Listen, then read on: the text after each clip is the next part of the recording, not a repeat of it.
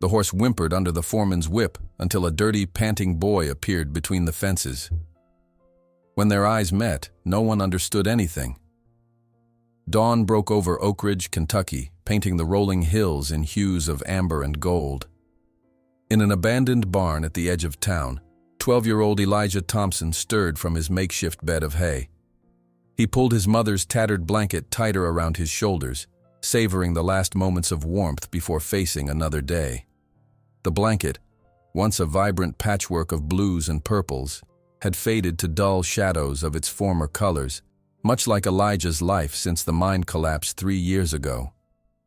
He reached for the small transistor radio beside him, his most prized possession apart from the blanket.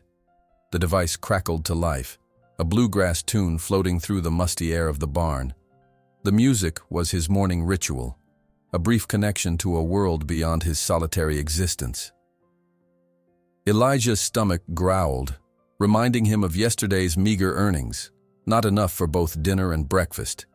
He had chosen dinner. Rising to his feet, he folded the blanket with careful precision and tucked it into his worn backpack alongside the radio.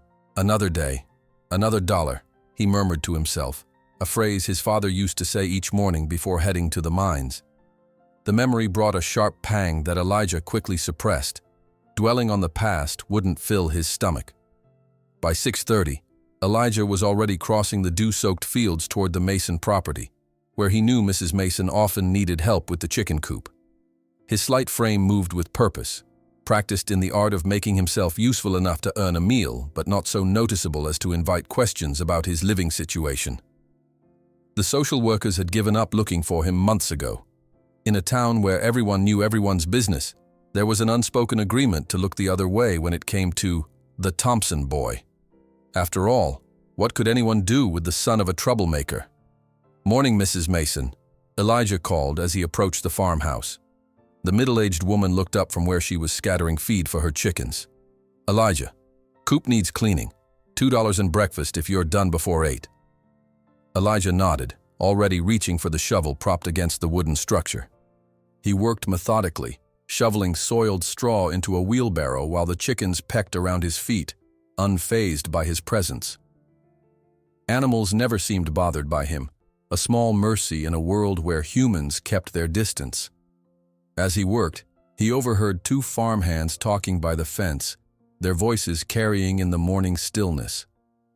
"Bedford bought himself another trophy," said the older man, leaning on a pitchfork. "Wild Mustang from Nevada. Cost him $500,000, they say. $500,000 for a horse." The younger man whistled. "What's so special about it?" "Nothing yet. That's Dillard's job, to make it special. Horse has already put 3 trainers in the hospital. Bedford wants it broken proper before that big investor meeting next month." Elijah's hands slowed on the shovel. He knew Frank Dillard's reputation.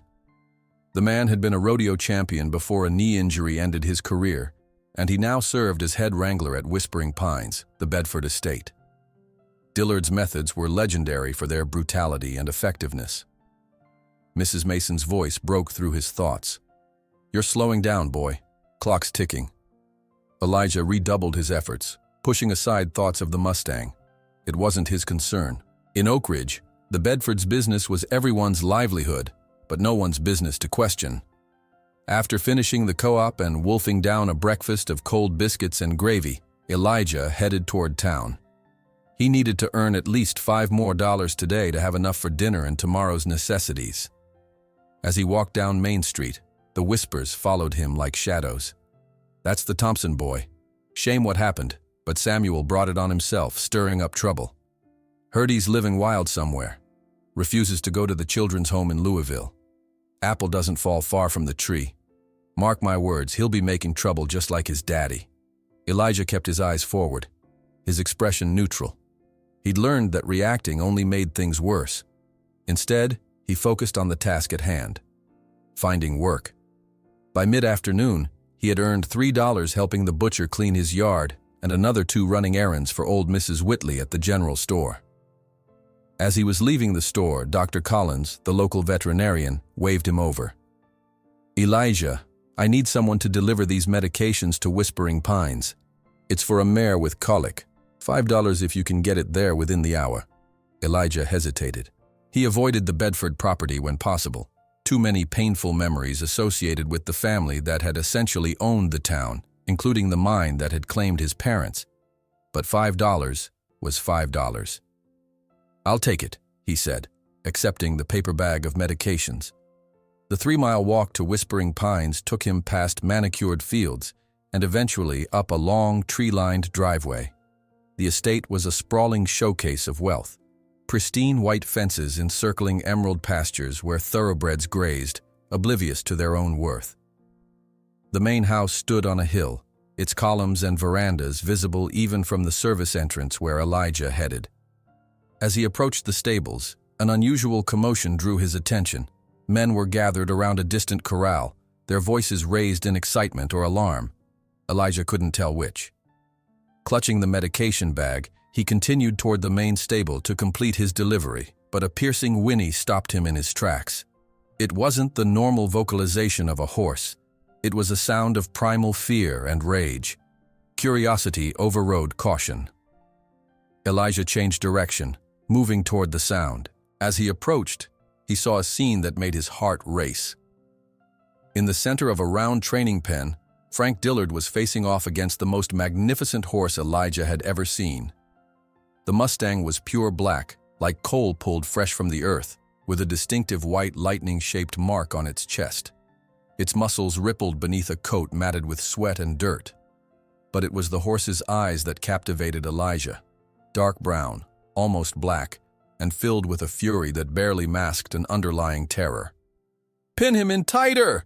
Dillard shouted to his assistants, who were using long poles to keep the horse contained in one section of the pen. The Mustang's nostrils flared as it pawed the ground, seeking escape.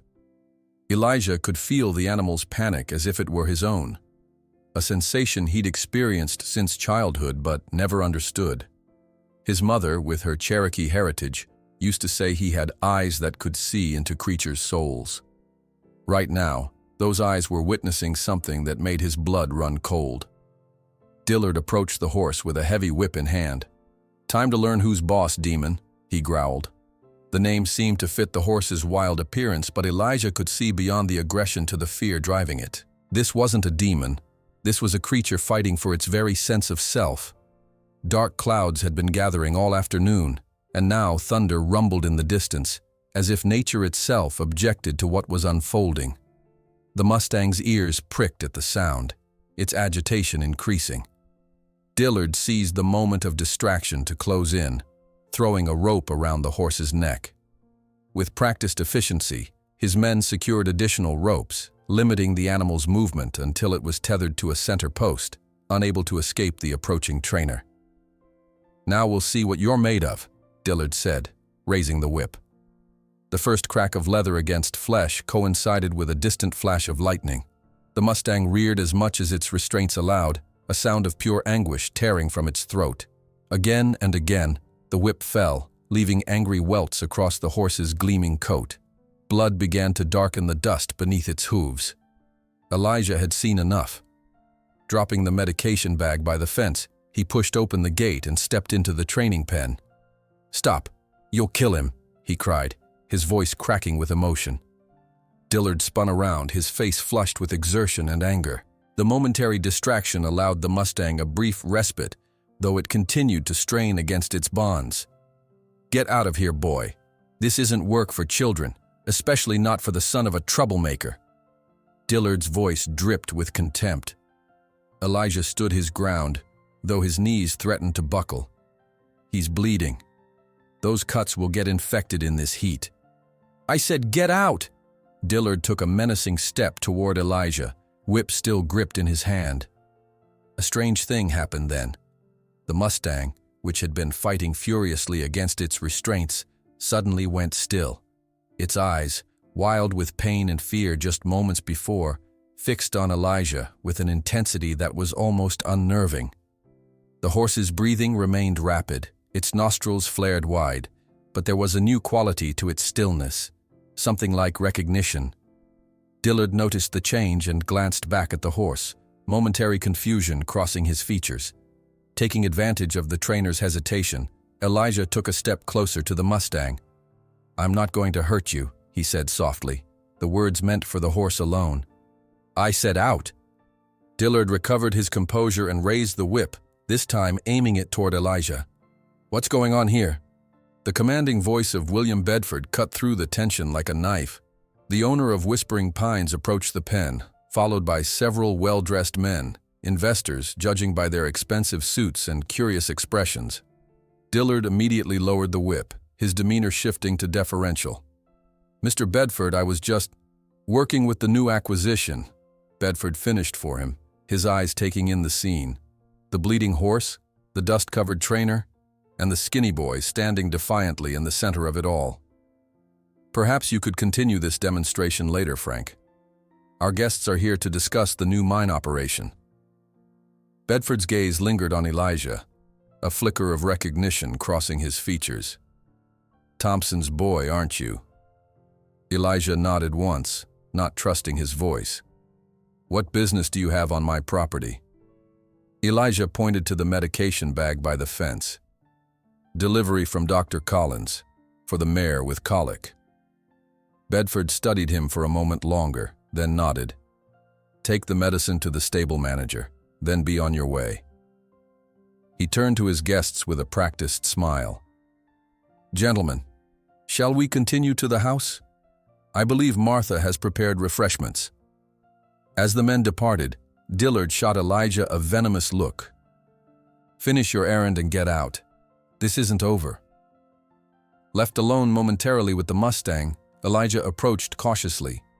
The horse's eyes followed his movement, still wary, but no longer blind with panic. Blood trickled from several welts across its flanks, mixing with sweat and dirt. "I'm sorry," Elijah whispered. "I'll come back." He placed his hand over his heart, then extended it toward the horse, a gesture so subtle it would have been missed by anyone watching. The Mustang's ears flicked forward, its nostrils quivering as it caught the boy's scent. That night, as rain pounded the tin roof of his barn, Elijah made a decision. Pulling on his threadbare jacket, he slipped out into the storm. The 3-mile journey to Whispering Pines was treacherous in the dark, with mud sucking at his worn sneakers and rain reducing visibility to mere feet. But something pulled him forward, a connection he couldn't explain but felt with absolute certainty. The Whispering Pines security was minimal at night, especially in such weather. Elijah easily slipped past the gate and made his way to the training pens. There, just as he had feared, the Mustang remained tied to the center post, abandoned to the elements as punishment for its defiance. The horse tensed at his approach, pulling against its restraints. Elijah stopped several yards away, making no attempt to touch or even get closer. Instead, he sat cross-legged in the mud and began to sing softly, a Cherokee lullaby his mother had sung to him, its melody almost lost beneath the drumming of rain. For nearly an hour they remained thus, the boy singing, the horse watching. Gradually the Mustang's posture relaxed, though it remained alert. When a particularly loud thunderclap shook the sky, the horse jerked against its ropes, but its eyes immediately sought Elijah, as if drawing strength from his calm presence. Eventually, the Mustang took a hesitant step toward the boy, stretching its neck as far as the restraints would allow. Elijah continued singing, making no move to close the distance. This had to be the horse's choice. The rain had lessened to a steady drizzle when the Mustang finally extended its muzzle, nostrils flaring as it caught Elijah's scent. The boy remained perfectly still as the horse's breath warmed the air inches from his shoulder. In that moment, something passed between them, an understanding, a promise, a first tenuous thread of trust. When the Mustang's muzzle finally touched the air just inches from Elijah's shoulder, the boy felt something he hadn't experienced since his parents' death, a connection, a purpose, and whispered a promise that would change both their lives forever. "They won't hurt you again, I promise." Dawn had barely broken when Elijah slipped out of the barn the next morning. The promise he'd whispered to the Mustang weighed on him, a responsibility that both terrified and energized him. He couldn't explain the connection he'd felt, only that it was as real as the ground beneath his feet. Frank Dillard's face was a thundercloud as he surveyed the morning's damage report. His nose was still tender from his latest attempt to mount the Mustang 2 days prior, and the animal had torn through another set of expensive restraints overnight. "Move that devil to the back paddock," he ordered, wincing as he touched his bruised face. "Keep him away from the other horses. He's making them nervous." Two stable hands exchanged wary glances. The isolated paddock meant carrying water and feed an extra quarter-mile, and closer proximity to the horse that had already sent 3 men to the hospital. "Today, gentlemen," Dillard barked, his patience worn thin by pain and wounded pride. The black Mustang fought the transfer every step of the way. Even with 4 handlers using long poles to keep their distance, the animal managed to land a glancing kick that splintered one pole and sent a handler scrambling over the fence. By the time they secured him in the remote paddock, everyone was sweating and cursing. "Bedford's lost his mind with this one," muttered one handler, dusting himself off. "$500,000 for a horse that can't be touched, much less ridden." "Dillard says he'll break it within the month," replied another, though his tone suggested significant doubt. "That or the beast will break him for good." The paddock was bare except for a small lean-to offering minimal shelter and an automatic waterer. No other horses were visible from this isolated corner of Whispering Pines, a punishment designed to break the Mustang's spirit through loneliness before the next round of training would begin. As the sun crept higher, Elijah made his approach. He had waited until the stable hands returned to their morning duties before slipping under the property's fence, a paper bag clutched in his hand. The restaurant behind the diner had thrown out day-old rolls, and he'd managed to salvage a few relatively clean ones. He'd also borrowed a handful of dog kibble from Mrs. Mason's porch to distract the guard dogs that sometimes patrolled the property's edge. The Mustang sensed his presence before Elijah came into view. Its head snapped up, nostrils flaring as it caught his scent on the morning breeze. Instead of charging the fence as it did with the handlers, the horse retreated to the far corner, watching intently. Elijah stopped several yards from the paddock, making no attempt to approach further. From his backpack he pulled out a worn book, Call of the Wild by Jack London, salvaged from the library's discard bin last month. "My name is Elijah," he said quietly, settling cross-legged on the ground. "I thought I might read to you today."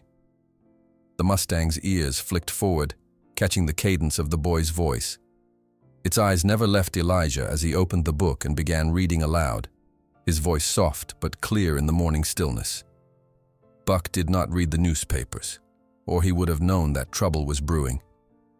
For nearly an hour, Elijah read steadily, occasionally glancing up to check the horse's response. The Mustang had gradually relaxed its defensive posture, though it remained in the far corner. When Elijah finally closed the book, the horse's ears followed his movements with alert interest. "I'll come back tomorrow," he promised, rising slowly to avoid startling the animal. "Maybe we can finish another chapter." As he turned to leave, he placed the paper bag with the rolls on the ground near the fence. It wasn't much, but it was an offering, a small gesture of goodwill. These dawn visits became Elijah's new routine. Each morning before the stable hands arrived for their shifts, he would slip onto the property and make his way to the isolated paddock. Sometimes he read from his salvaged books, other times he simply sat in companionable silence, occasionally humming old Cherokee melodies his mother had taught him. The Mustang's response was a study in cautious curiosity. Each day it seemed to wait a little closer to the fence, its initial terror gradually giving way to watchful interest. By the 5th visit, the rolls Elijah left were disappearing, though the boy never saw the horse approach to take them.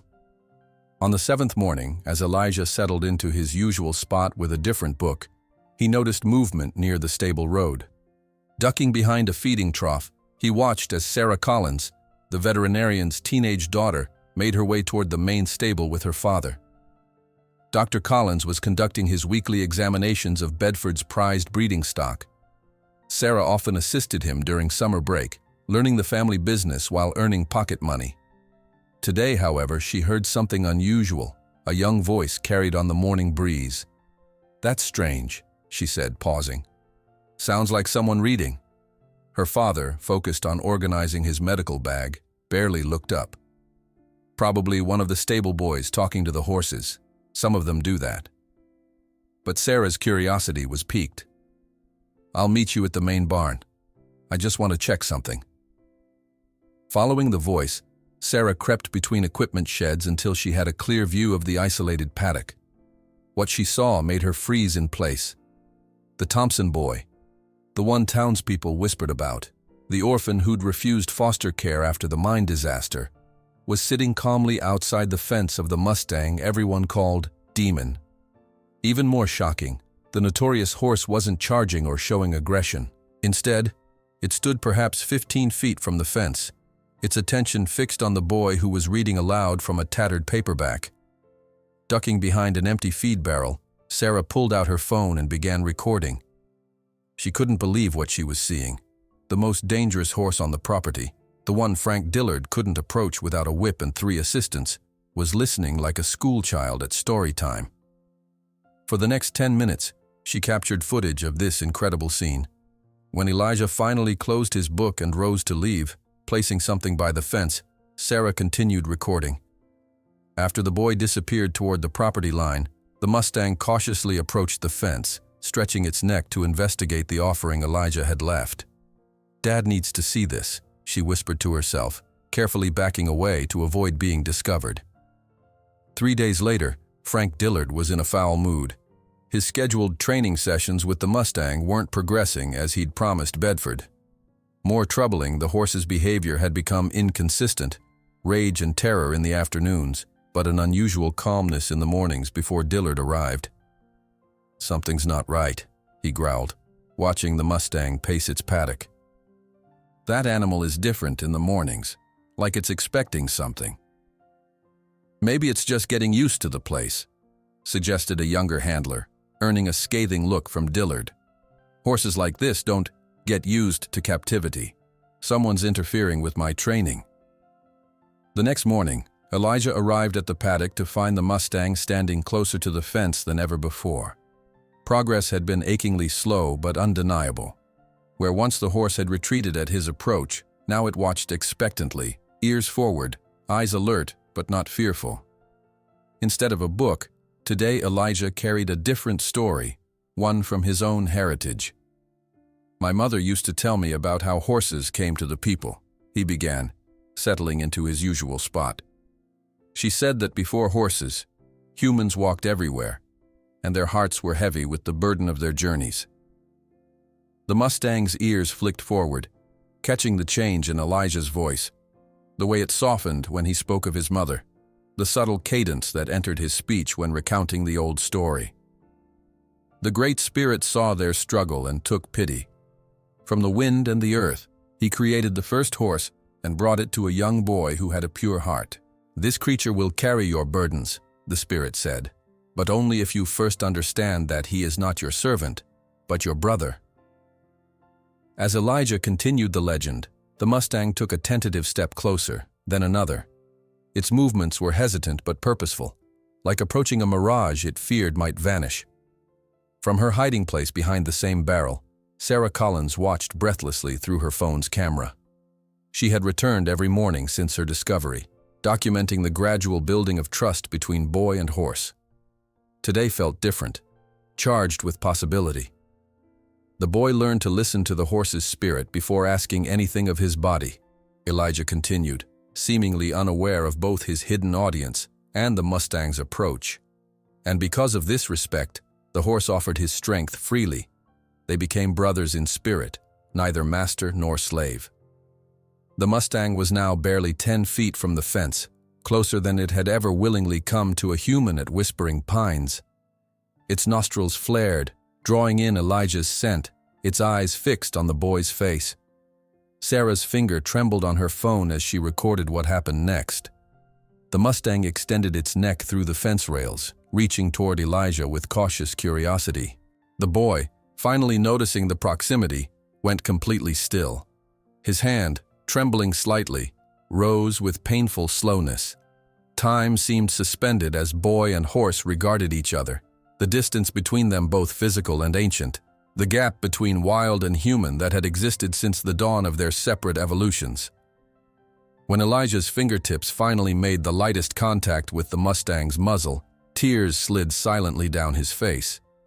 The horse flinched slightly at the touch, but didn't retreat, its dark eyes revealing a complexity of emotion no human language could fully capture. Fear wrestling with curiosity, wildness with the innate equine need for connection. "You need a better name than Demon," Elijah whispered, his voice thick with emotion. "I'm going to call you Spirit, because you have the strongest spirit I've ever known." The newly named Spirit held the contact for several heartbeats before withdrawing, retreating a few steps, not in fear, but as if processing this new development in their relationship. Sarah lowered her phone, realizing she'd been holding her breath. What she'd captured was more than just an unusual interaction. It was a moment of connection that defied everything she'd been taught about wild horses and the necessary dominance of traditional training methods.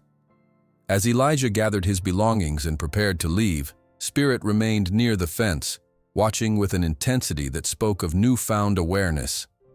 Something fundamental had shifted between them. A first thread of trust spun across the divide between their worlds. The boy's heart felt lighter than it had in years as he made his way back to the property line. For the first time since losing his parents, he had found a purpose that felt truly his own, not merely surviving, but connecting with another wounded soul. He was so absorbed in the morning's breakthrough that he failed to notice the shadowy figure watching from the stable office window. Frank Dillard's face twisted into a cruel smile as he tracked the boy's departure, pieces falling into place in his mind. "So that's how you've been ruining my work, boy," he muttered, already formulating his response to this unwelcome interference. Frank Dillard rose before dawn the next morning, a plan already formed in his mind. He positioned himself behind the feed storage shed, his breath frosting in the early morning air as he waited. The pain in his broken nose had transformed into something useful, a focal point for his growing resentment. This Thompson boy, this nobody, was undermining weeks of professional training with his sentimental nonsense. Bedford was paying good money for results, not fairy tales. When he spotted Elijah slipping under the fence line, Frank's mouth curved into a cold smile. The boy moved with the practiced stealth of someone accustomed to not being seen, his threadbare jacket pulled tight against the morning chill. Frank allowed him to get halfway to the Mustang's paddock before making his move. "Caught you, trespasser," Frank snarled, stepping out from his hiding place and grabbing Elijah roughly by the collar. The boy's eyes widened in shock as he instinctively tried to pull away. "Thought you could sneak around forever, did you?" "I wasn't doing anything wrong," Elijah protested, his voice tight with fear as Frank's grip tightened. "Breaking and entering, interfering with valuable property, sounds plenty wrong to me." Frank began dragging Elijah across the property, his fingers digging into the boy's shoulder. "Bedford's going to love hearing how the troublemaker's son has been sabotaging his $500,000 investment." From the isolated paddock, Spirit sensed the disturbance. The Mustang paced nervously along the fence line, head high and nostrils flared, picking up Elijah's scent, mingled with fear. The horse's ears pinned back as it tracked the sounds of struggle, its newly established sense of safety already beginning to crumble. Frank marched Elijah through the pristine grounds of Whispering Pines, past startled stable hands who quickly found reasons to look elsewhere. The main house loomed ahead, its colonial columns gleaming white in the morning sun. "Mr. Bedford's going to have you locked up for this," Frank continued, his voice laced with vindictive pleasure. "Breaking into private property, that's jail time, even for kids." Elijah stumbled alongside his captor, mind racing. He knew what happened to kids in the system, especially ones with his reputation in a town loyal to the Bedfords. But more than his own fate, he worried about Spirit. The Mustang had just begun to trust. This betrayal of routine would set them back immeasurably. William Bedford was reviewing quarterly profit reports in his mahogany-paneled office when Frank burst in without knocking, still gripping Elijah's collar. "Mr. Bedford, caught this trespasser interfering with your new Mustang," Frank announced triumphantly. "Been sneaking onto the property for days now, undoing all my training work." Bedford looked up slowly, his reading glasses perched on the bridge of his nose. His gaze moved from Frank's eager face to the skinny boy with defiant blue eyes. "Thompson's boy," Bedford stated flatly. "Explain yourself." Frank pushed Elijah forward. "Go on. Tell him how you've been sabotaging a $500,000 investment." Elijah straightened his shoulders, meeting Bedford's cold assessment with unexpected steadiness. "I haven't been sabotaging anything, sir. The horse was suffering. The wounds from the whip got infected in the heat. I just wanted to help." Bedford leaned back in his leather chair. "Frank says you've been interfering with his training methods." "There is no training," Elijah replied, a courage he didn't know he possessed suddenly flowing through him. "There's only torture. The horse isn't learning anything except to hate humans even more." Frank's face flushed dark red. "Why, you little—" He stepped forward menacingly, but Bedford raised a hand, stopping him. "That's a serious accusation against my head trainer, boy." The tension in the room shifted as the door burst open again. Sarah Collins rushed in, her father following with an apologetic expression. "Mr. Bedford, I'm sorry for the interruption, but you need to see this before you make any decisions," Sarah said breathlessly, holding out her phone. "I've been filming them for days." "What is this about, Dr. Collins?" Bedford asked, irritation evident in his tone. "Sir, I believe it concerns your Mustang," the veterinarian replied carefully. "My daughter has captured some unusual interactions." Sarah stepped forward, her hand trembling slightly as she offered her phone. "Please, just watch." Bedford took the device with visible reluctance. The video showed Elijah sitting quietly outside Spirit's paddock, reading aloud from a book. The notorious Mustang stood near the fence, ears forward, watching the boy with unmistakable interest rather than aggression. Bedford's eyebrows rose as Sarah swiped to another video. This one showed Elijah and Spirit in a more recent encounter, the Mustang extending its muzzle through the fence, allowing the boy's tentative touch. "Impossible," Frank muttered, peering over Bedford's shoulder. "That horse is dangerous. This video must be fake." Sarah pulled up a third video, showing Elijah sitting cross-legged on the ground while Spirit lay nearby, the horse's head resting just a few feet from the boy. They remained that way for minutes, sharing a tranquil silence that defied explanation. Dr. Collins cleared his throat. "Mr. Bedford, I've worked with horses for 30 years. What your Mustang has suffered is severe psychological trauma, not unusual in wild-caught specimens subjected to harsh breaking methods." He paused, choosing his words carefully. "What's extraordinary is how this boy has managed to establish trust with such a traumatized animal. In 3 weeks, he's accomplished what normally takes months or years, if it happens at all." Bedford studied the videos again, his businessman's mind already calculating new angles. "How exactly did you do this?" he asked Elijah. The boy shrugged. "I just talked to him, let him know I wasn't there to hurt him, gave him time to decide for himself. No ropes, no restraints. Those just scare him more. He needs to feel safe first." Bedford steepled his fingers, considering the situation. Sarah and her father exchanged hopeful glances while Frank seethed silently. "Frank," Bedford finally said. "The boy continues visiting the horse, supervised." He turned to Sarah. "And you, young lady, keep filming. I want to see where this goes." Frank's jaw tightened. "Sir, with all due respect, this isn't proper training. The horse needs discipline, not bedtime stories." "What the horse needs," Bedford replied coolly, "is to be worth what I paid for it. So far, your methods haven't accomplished that. We'll try the boy's approach, for now."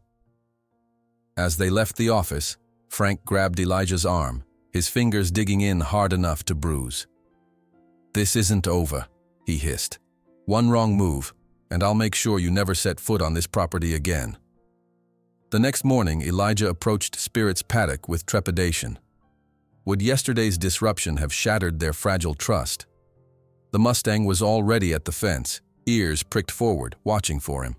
When Elijah drew near, the horse snorted softly, a greeting. "I'm sorry about yesterday," Elijah said, settling into his usual spot. "Things might be different now. They'll be watching us."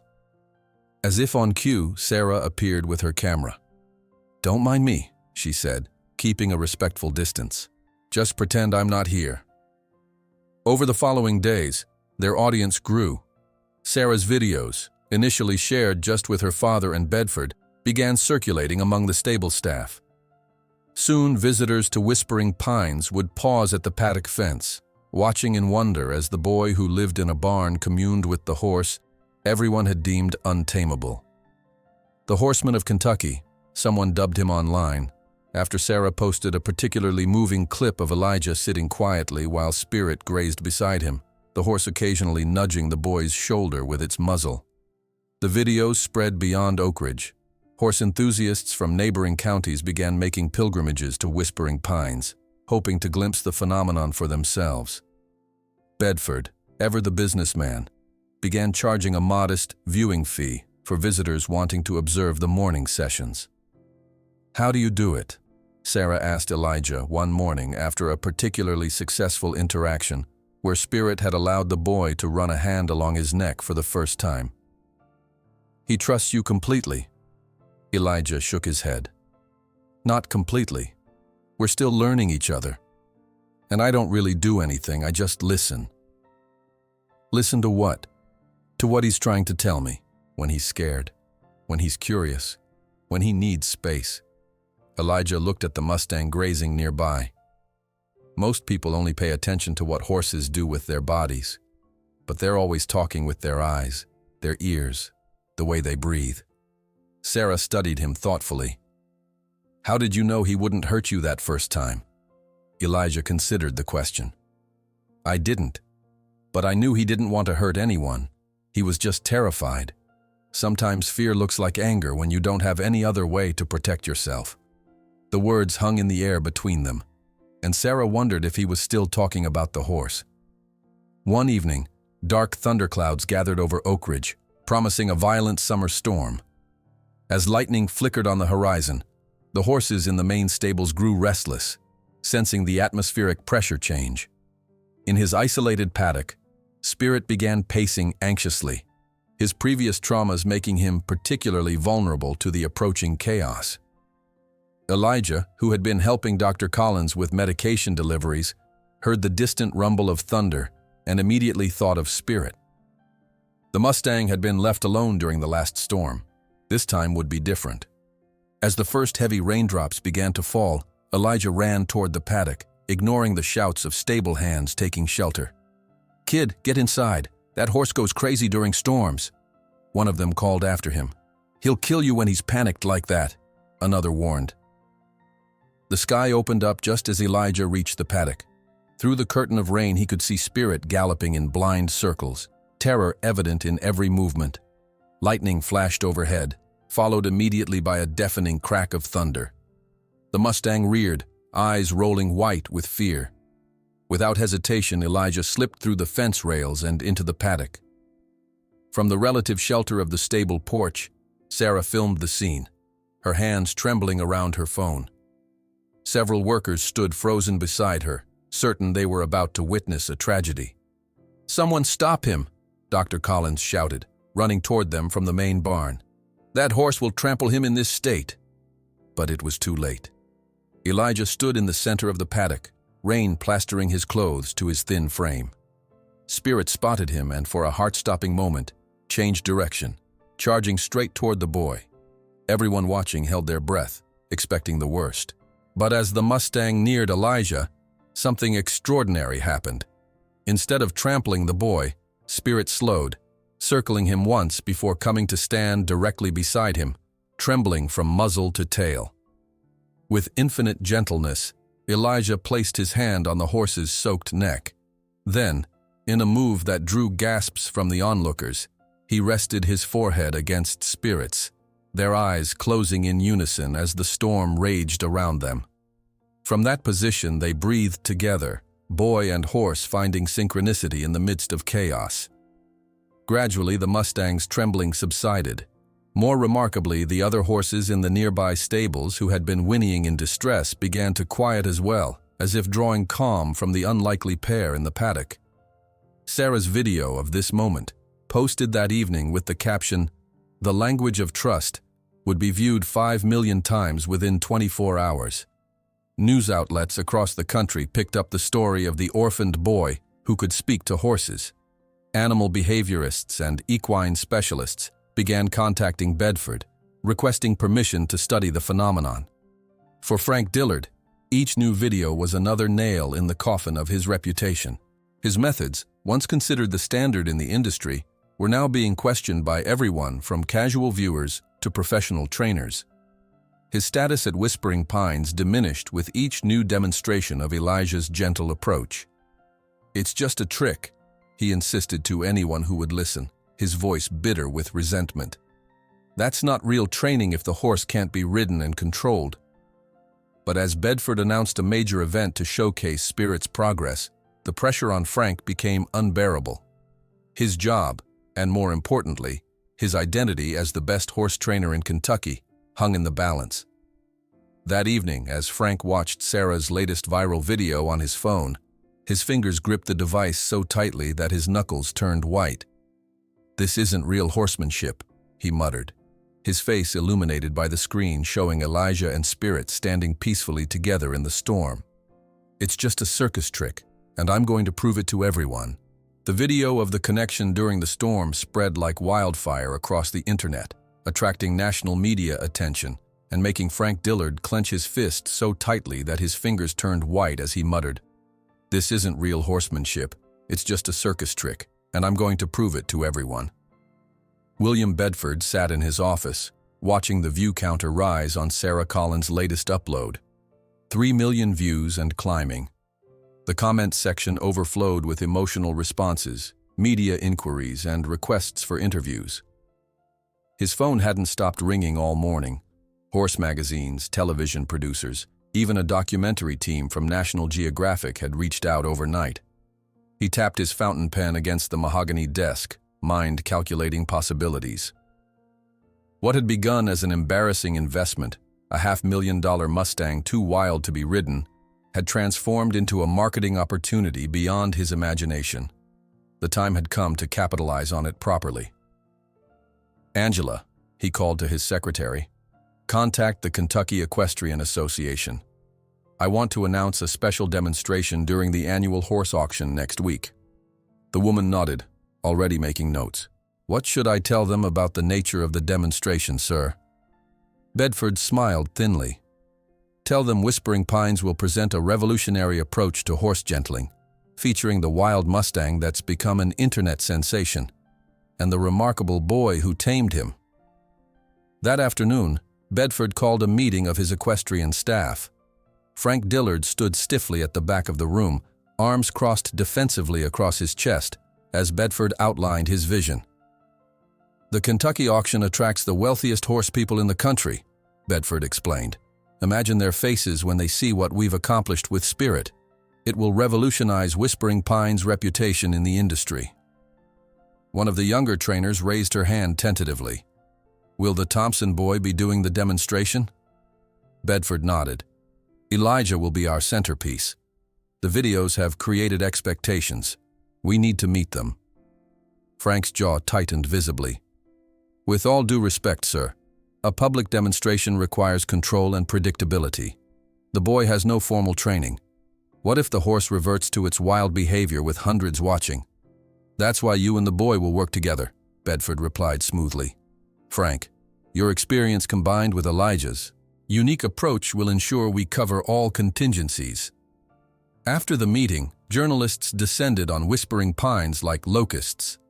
Bedford had approved selected media access, understanding that anticipation would drive attendance at the auction event. Photographers captured Spirit's transformation, the once violent Mustang now approaching the fence when Elijah appeared, ears forward in greeting rather than pinned back in aggression. Sarah Collins's documentary footage took on a more professional quality as she collaborated with visiting film crews. Her interviews with Elijah revealed a wisdom beyond his years. "How does it feel when you're with him?" she asked one morning, camera focused on Elijah as Spirit grazed nearby. The boy considered the question carefully. It's like finding someone who speaks your language when you've been in a foreign country. We understand each other's silences.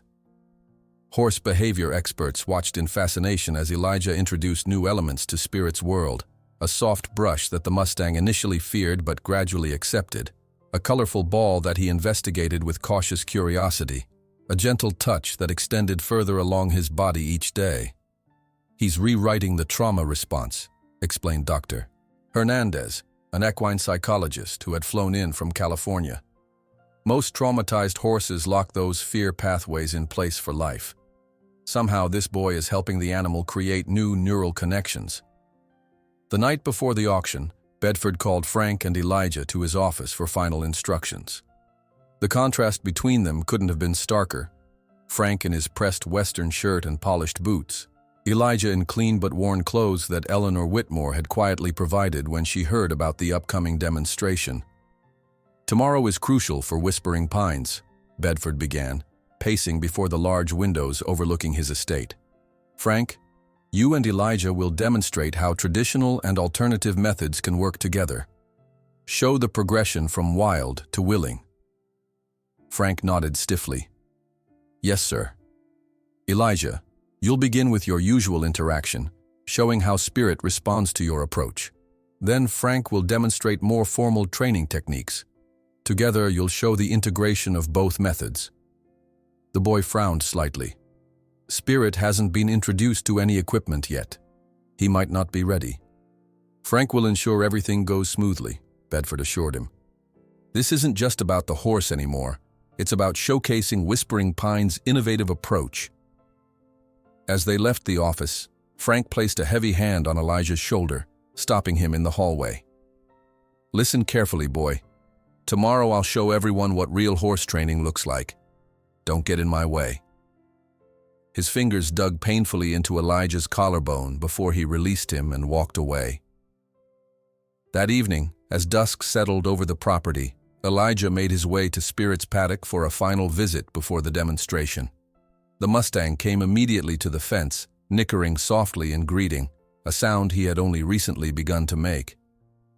"Big day tomorrow," Elijah said quietly, stroking the white lightning mark on the horse's chest. "Lots of people watching. I need you to be brave." Spirit's ears flicked forward, his dark eyes reflecting the fading light as he listened to the boy's voice. "I won't let them hurt you," Elijah promised. "We'll show them there's another way."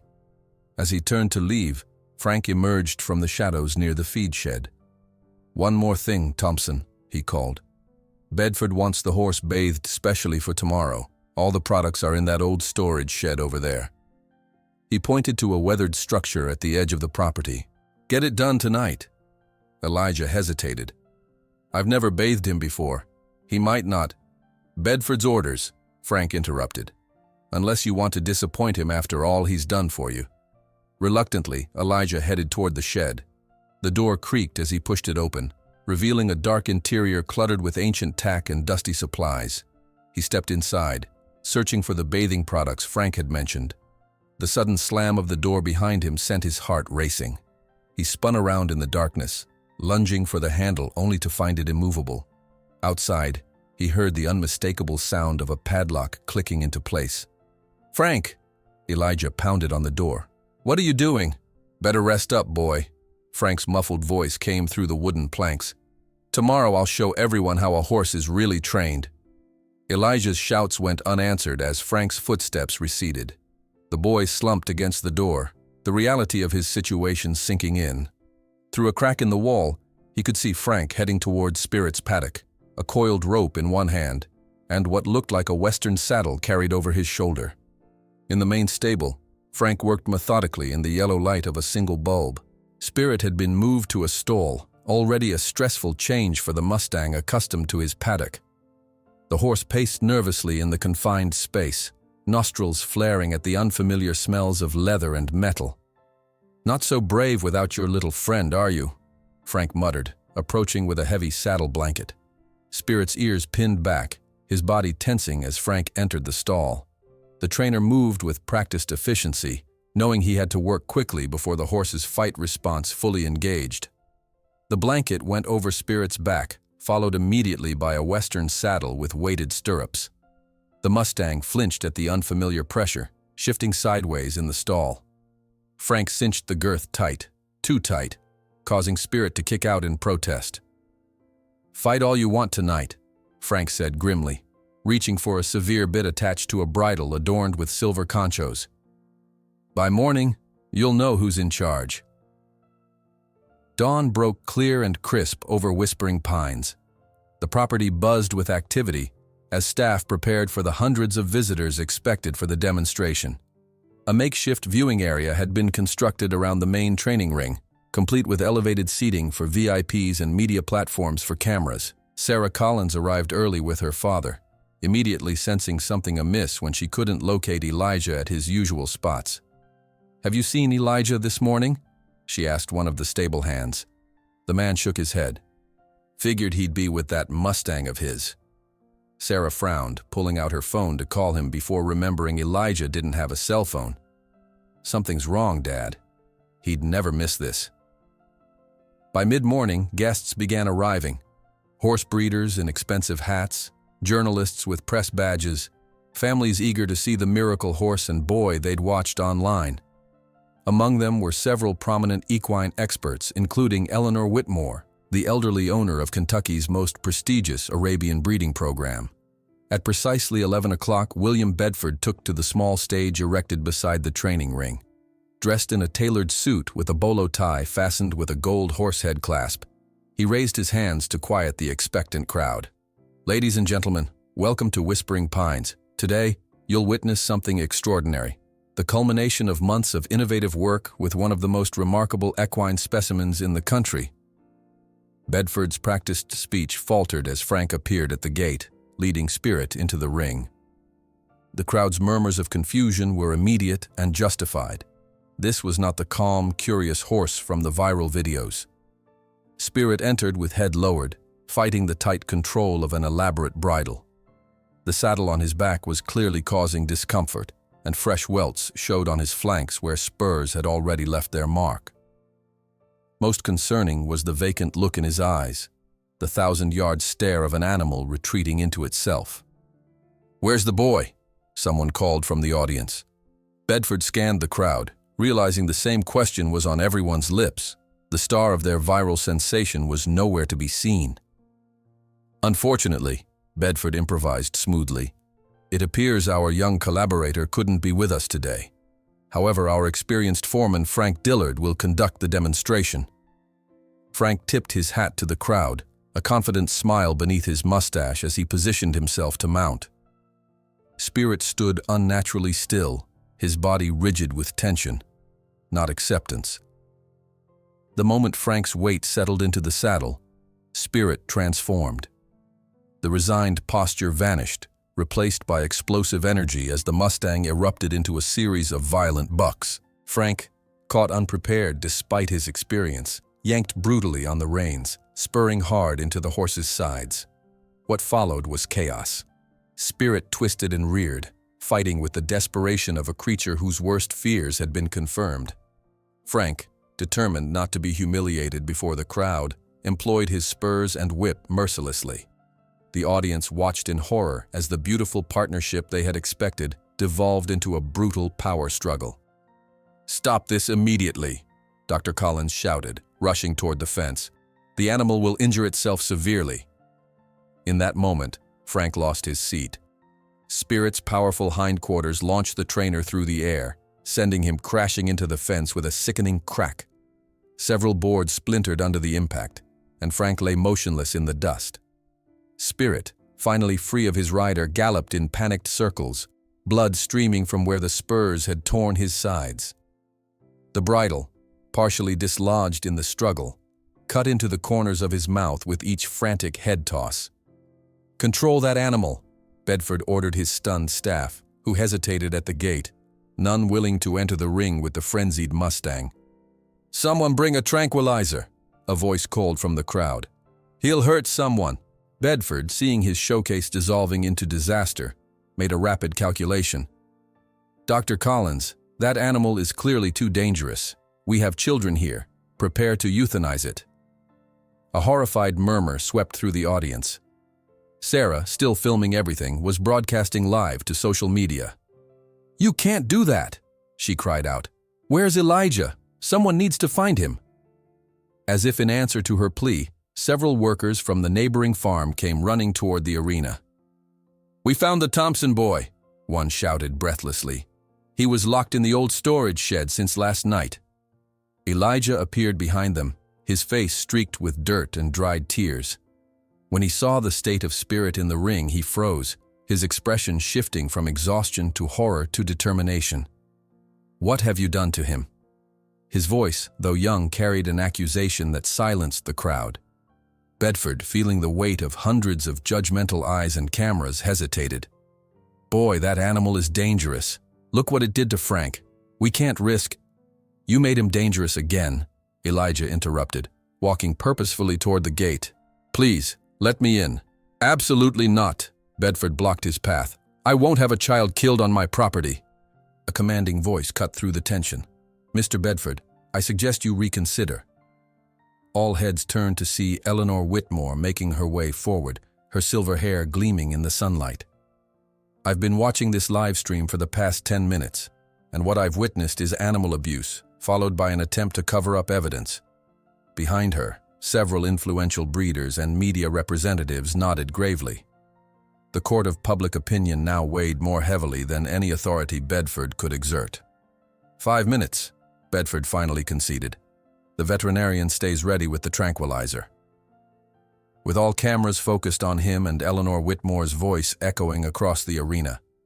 What we've seen today was animal abuse followed by an attempted cover-up. William Bedford realized there was only one way to salvage his reputation, and reluctantly opened the gate. 5 minutes, boy, but if that horse hurts you. With all eyes on him, Elijah took a deep breath and stepped through the gate into the ring. The world around him seemed to fade. The murmuring crowd, the cameras clicking, Bedford's stern warning, all dissolved into background noise as he focused entirely on spirit. The Mustang continued circling the arena in blind panic, blood trickling down his flanks where the spurs had cut deep. His breathing came in ragged gasps, nostrils flared and eyes rolling wildly. The beautiful connection built over weeks had been shattered in a single night of betrayal. Elijah walked slowly to the center of the ring and simply stopped. He made no attempt to approach the frenzied horse, no calls or gestures to attract his attention. Instead, he planted his feet firmly and waited, becoming a still point in the chaos. "Spirit," he called softly when the horse's circling brought him to the far side of the arena. "It's me." The Mustang's ears flicked briefly toward the sound, but he continued his panicked flight, his trust too deeply violated to respond. Elijah remained motionless, watching the animal's movements carefully.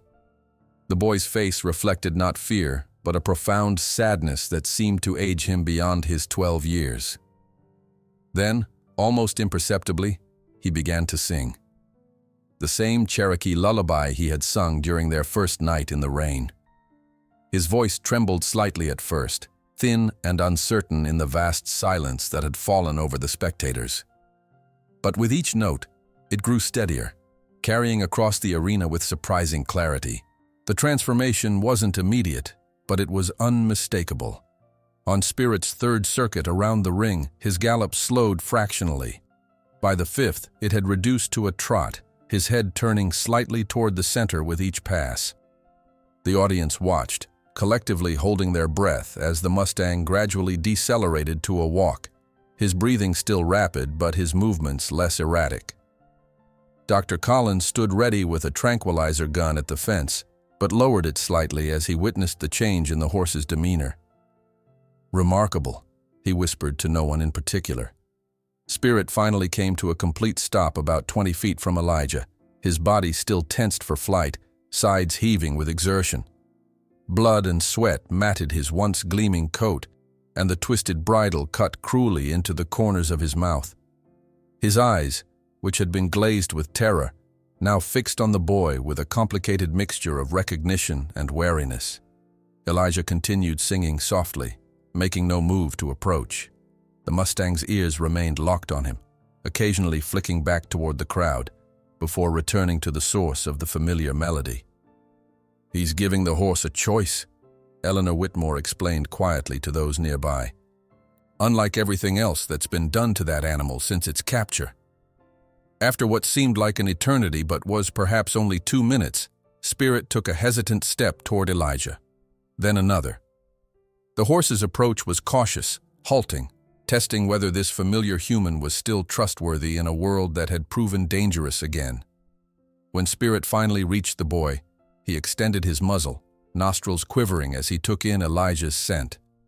Then, in a gesture that drew gasps from the crowd, the Mustang lowered his head until his muzzle touched Elijah's chest, directly over his heart, precisely where the white lightning mark adorned the horse's own chest.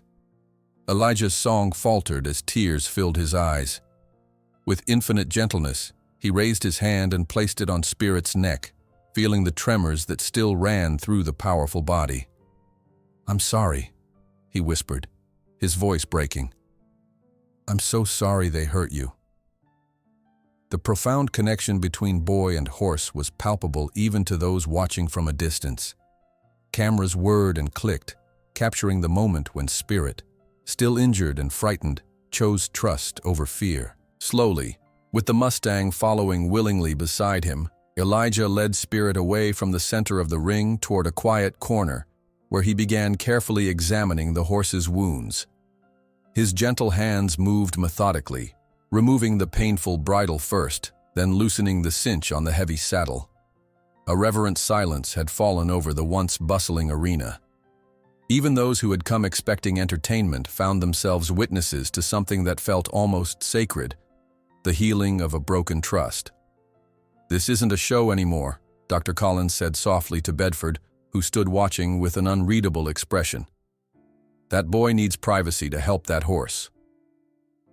1 week later, a small ceremony took place at the newly renamed Spirit's Haven Farm, now owned by the Whitmore Foundation for Animal Welfare.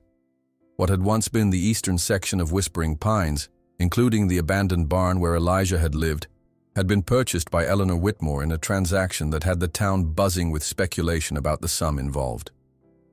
"It wasn't charity," Eleanor explained to reporters gathered for the occasion. "It was investment in something extraordinary. In the center of the new training ring, built with rounded corners to eliminate the fear of being trapped that many traumatized horses experience, Elijah and Spirit demonstrated their unique connection for a small group of equine behavior specialists. Unlike the disastrous exhibition at Whispering Pines, this was an educational gathering. No spectacle, no pressure, no agenda beyond understanding. What we're witnessing, Dr. Collins explained to the observers, is an approach completely based on mutual trust and respect. Elijah hasn't broken Spirit in the traditional sense. They've built a partnership. The specialists watched in fascination as Elijah worked with Spirit using nothing but soft words, gentle touches, and an almost supernatural awareness of the horse's emotional state. When the Mustang's ears flattened slightly at a sudden movement from one of the observers, Elijah immediately stepped back, giving the animal space without making it feel abandoned. "He reads micro-expressions in the horse that most of us wouldn't notice for years," whispered Dr. Hernandez, the equine psychologist from California. "It's like they're having a conversation we can only partially understand." The most breathtaking moment came near the end of the demonstration. After months of patient interaction, Elijah approached Spirit with nothing but a length of soft rope loosely draped around the horse's neck. With gentle movements, he positioned himself beside the Mustang's shoulder. "May I?" he asked softly, a question directed not to the audience but to Spirit himself. The horse turned his head, regarding the boy with those expressive dark eyes. Then, almost imperceptibly, he shifted his weight, adjusting his stance in what the experts recognized as an invitation. With fluid grace, Elijah hoisted himself onto Spirit's bare back. There was no saddle, no bridle, nothing but the trust built between them over countless hours of patient communication. The Mustang stood perfectly still for a moment, adjusting to the weight, then began walking calmly around the ring. "He asked me if he could run," Elijah explained later to the astonished observers when Spirit had accelerated to a smooth trot without any visible cues from the boy. Dr. Hernandez raised an eyebrow. "You mean you asked him?" Elijah smiled, a genuine expression that transformed his usually solemn face. "No. He asked me. Don't you hear when horses talk?" Spirit's Haven Farm quickly evolved beyond its original purpose. With financial support from the Whitmore Foundation and donations pouring in from around the country, the property was transformed into a sanctuary for traumatized and abandoned horses. More importantly, it established an innovative program where vulnerable children, orphans, abuse victims, troubled youth from the juvenile system came to learn the language of gentleness and patience that Elijah had demonstrated. "Wounded horses and wounded children understand each other," Elijah explained to visitors. "Both know fear and mistrust. Both need to relearn how to trust." Sarah Collins, now studying veterinary science while developing her skills as a documentarian, continued recording the evolution of the farm. Her film Kindred Spirits won awards at independent festivals and was acquired by PBS for national broadcast. William Bedford, surprisingly, became a regular visitor to the farm. Initially motivated by the need to rebuild his public image, he gradually developed genuine interest in the work being done. "I spent my life measuring value in dollars," he admitted during an interview for Sarah's documentary. "It took a 12-year-old boy to show me that there are connections more valuable than any money can buy." The community of Oak Ridge, which had long turned its back on the troublemaker's son, now claimed Elijah as a source of local pride. The school offered him a full scholarship, and several families volunteered to formally adopt him. To everyone's surprise, Eleanor Whitmore assumed legal guardianship of the boy. "I'm not replacing his parents," she explained to the press. "I'm simply offering the support that an extraordinary talent like his deserves to flourish." On a perfect autumn morning, 4 years after the fateful day when Elijah had interrupted Frank's whipping session, Spirit's Haven Farm housed 27 rescued horses and offered programs for dozens of children. A study by the University of Kentucky was documenting the remarkable therapeutic outcomes for both the animals and the young participants.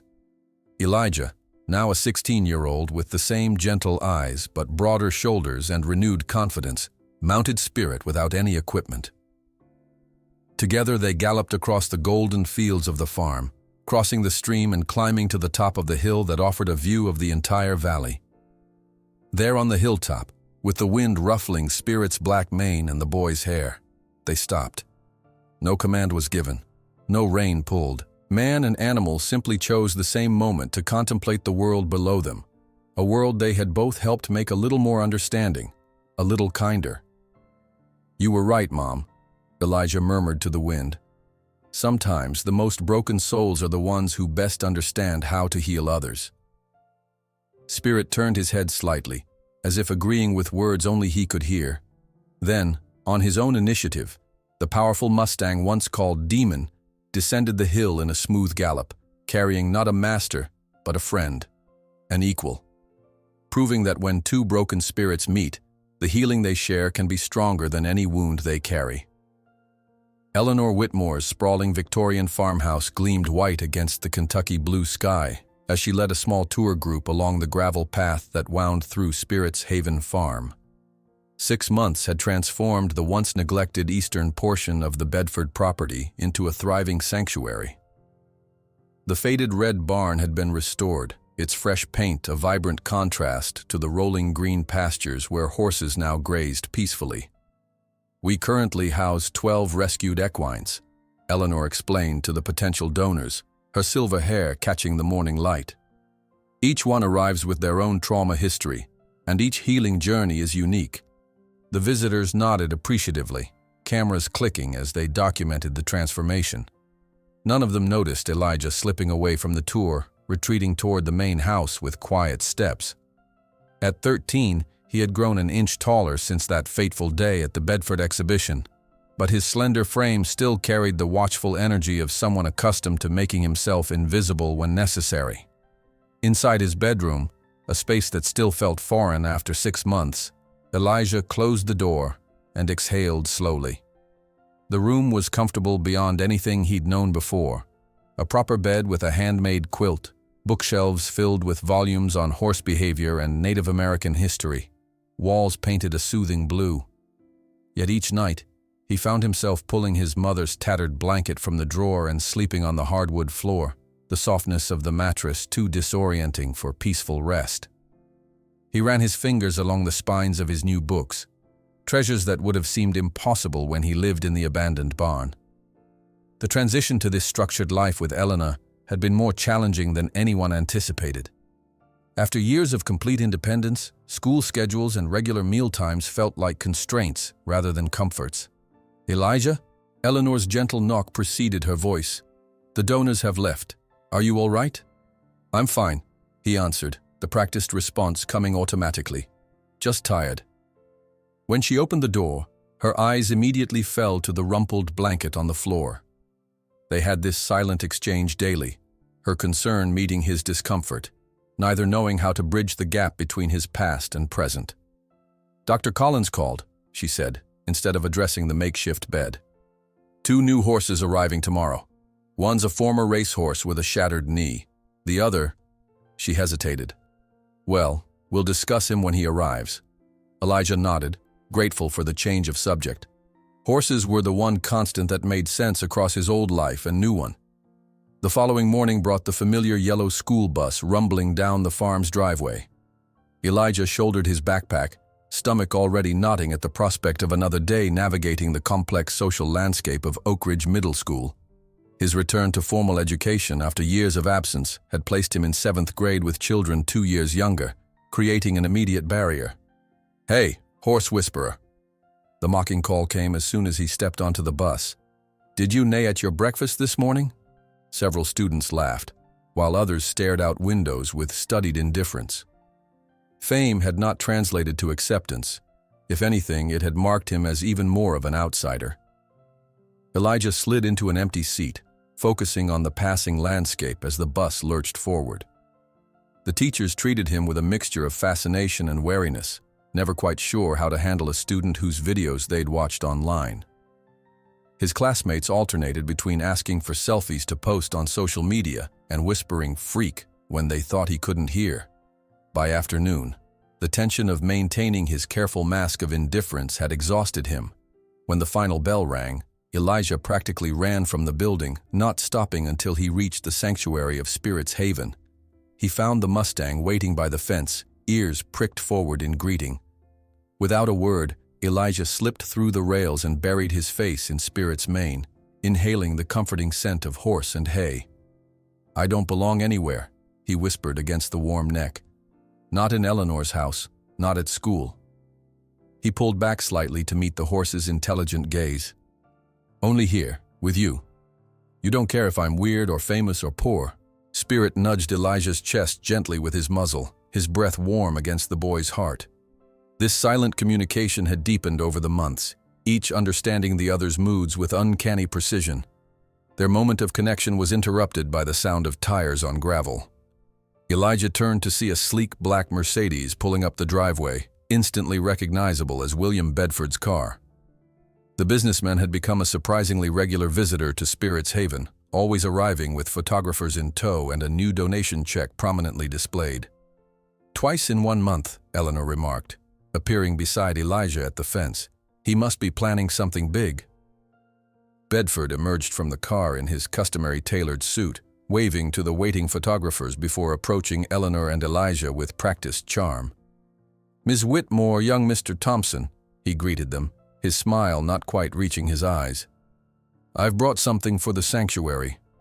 He gestured to his assistant, who hurried forward with an oversized check made out to Spirit's Haven for $25,000. "Very generous," Eleanor acknowledged, her tone carefully neutral. "Though I can't help wondering about the timing, William. Your new mining proposal goes before the county commission next week, doesn't it?" Bedford's smile tightened fractionally. "My philanthropy stands on its own merits, Eleanor. But yes, I believe in supporting the community that supports my business interests."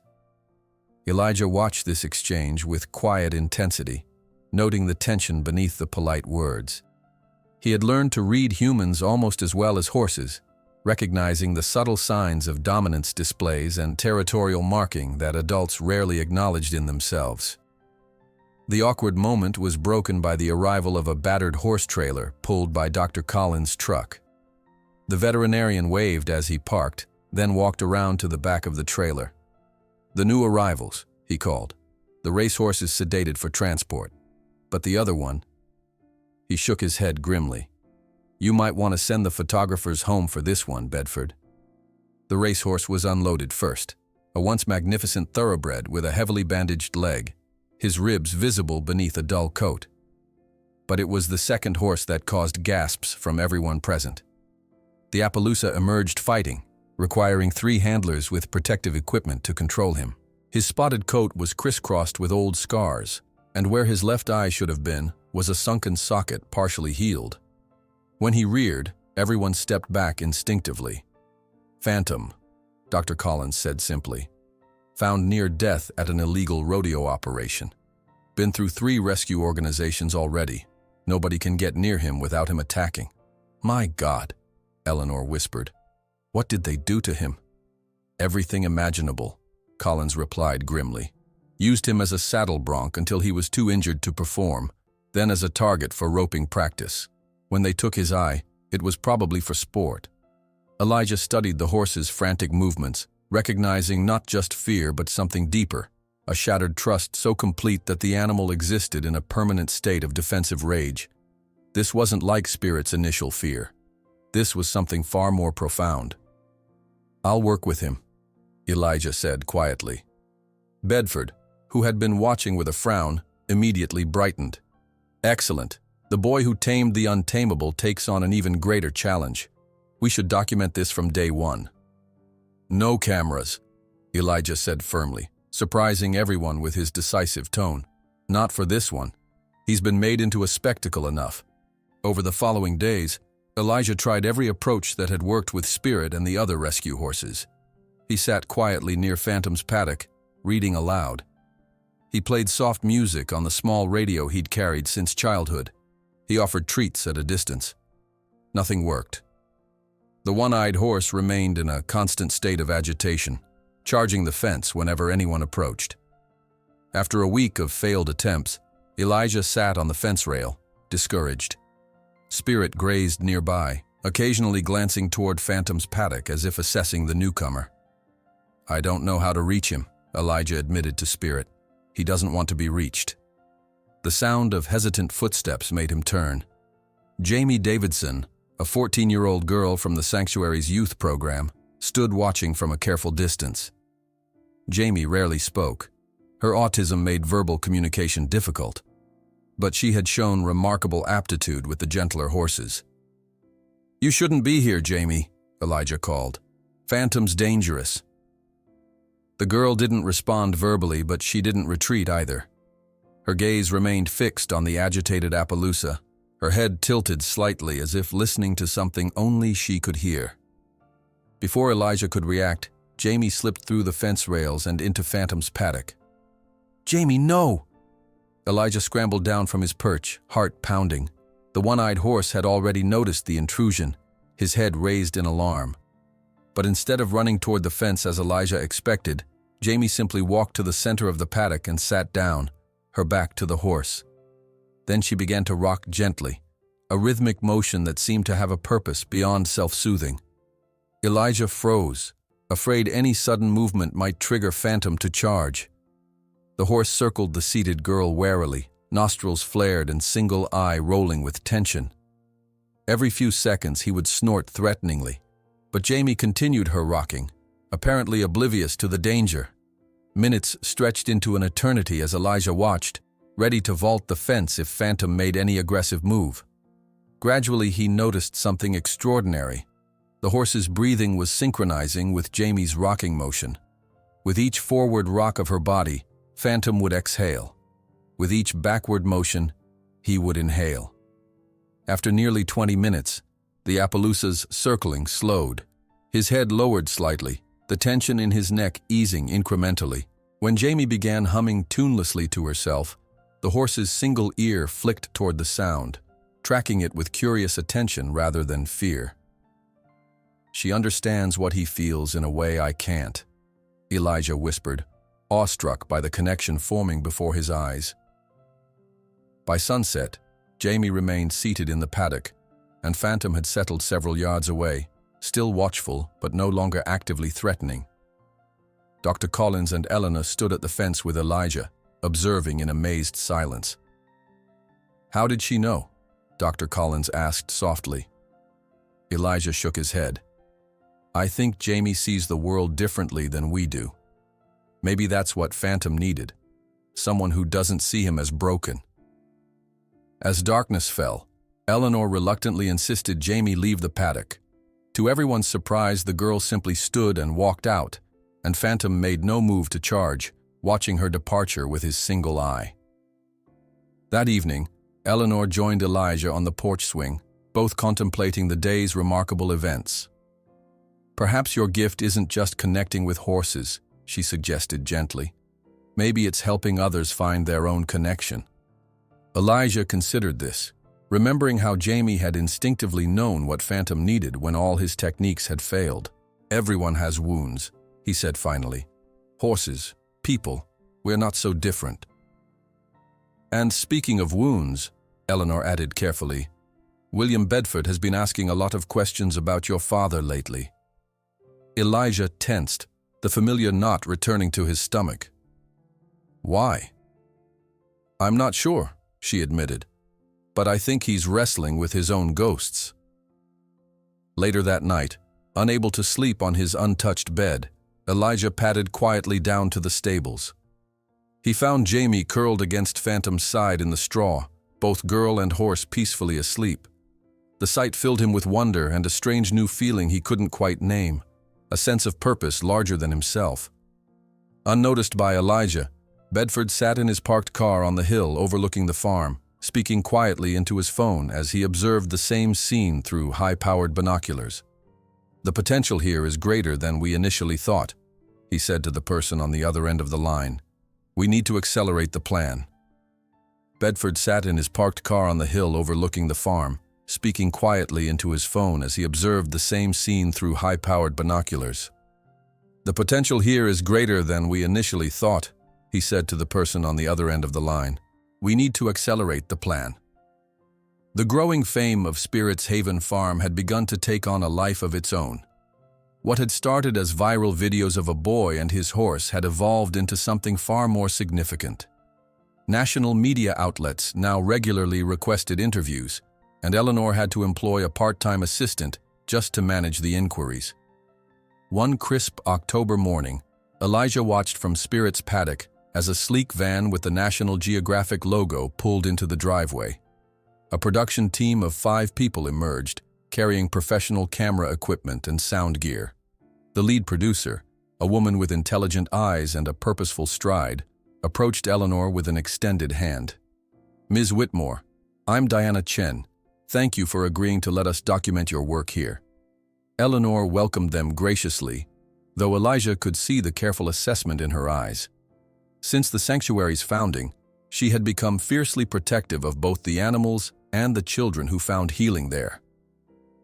"We'll try to be as unobtrusive as possible," Diana assured her, glancing toward Elijah. "And of course, we'll respect any boundaries you've established." For the next several days, the crew filmed the daily operations of the sanctuary. They captured the morning feeding routines, therapy sessions with traumatized horses, and the children who came for the outreach programs. Elijah noticed how they lingered on certain shots, the contrast of Jamie's small hand against Phantom's scarred flank, the watchful gaze of Spirit as he monitored the other horses, the transformation of frightened animals as they gradually accepted human contact again. Bedford's Mercedes appeared on the 3rd day of filming, right on schedule. Elijah had begun to notice the pattern of his visits, always when media was present, always with a new gift for the sanctuary. Today it was a state-of-the-art monitoring system for the stables.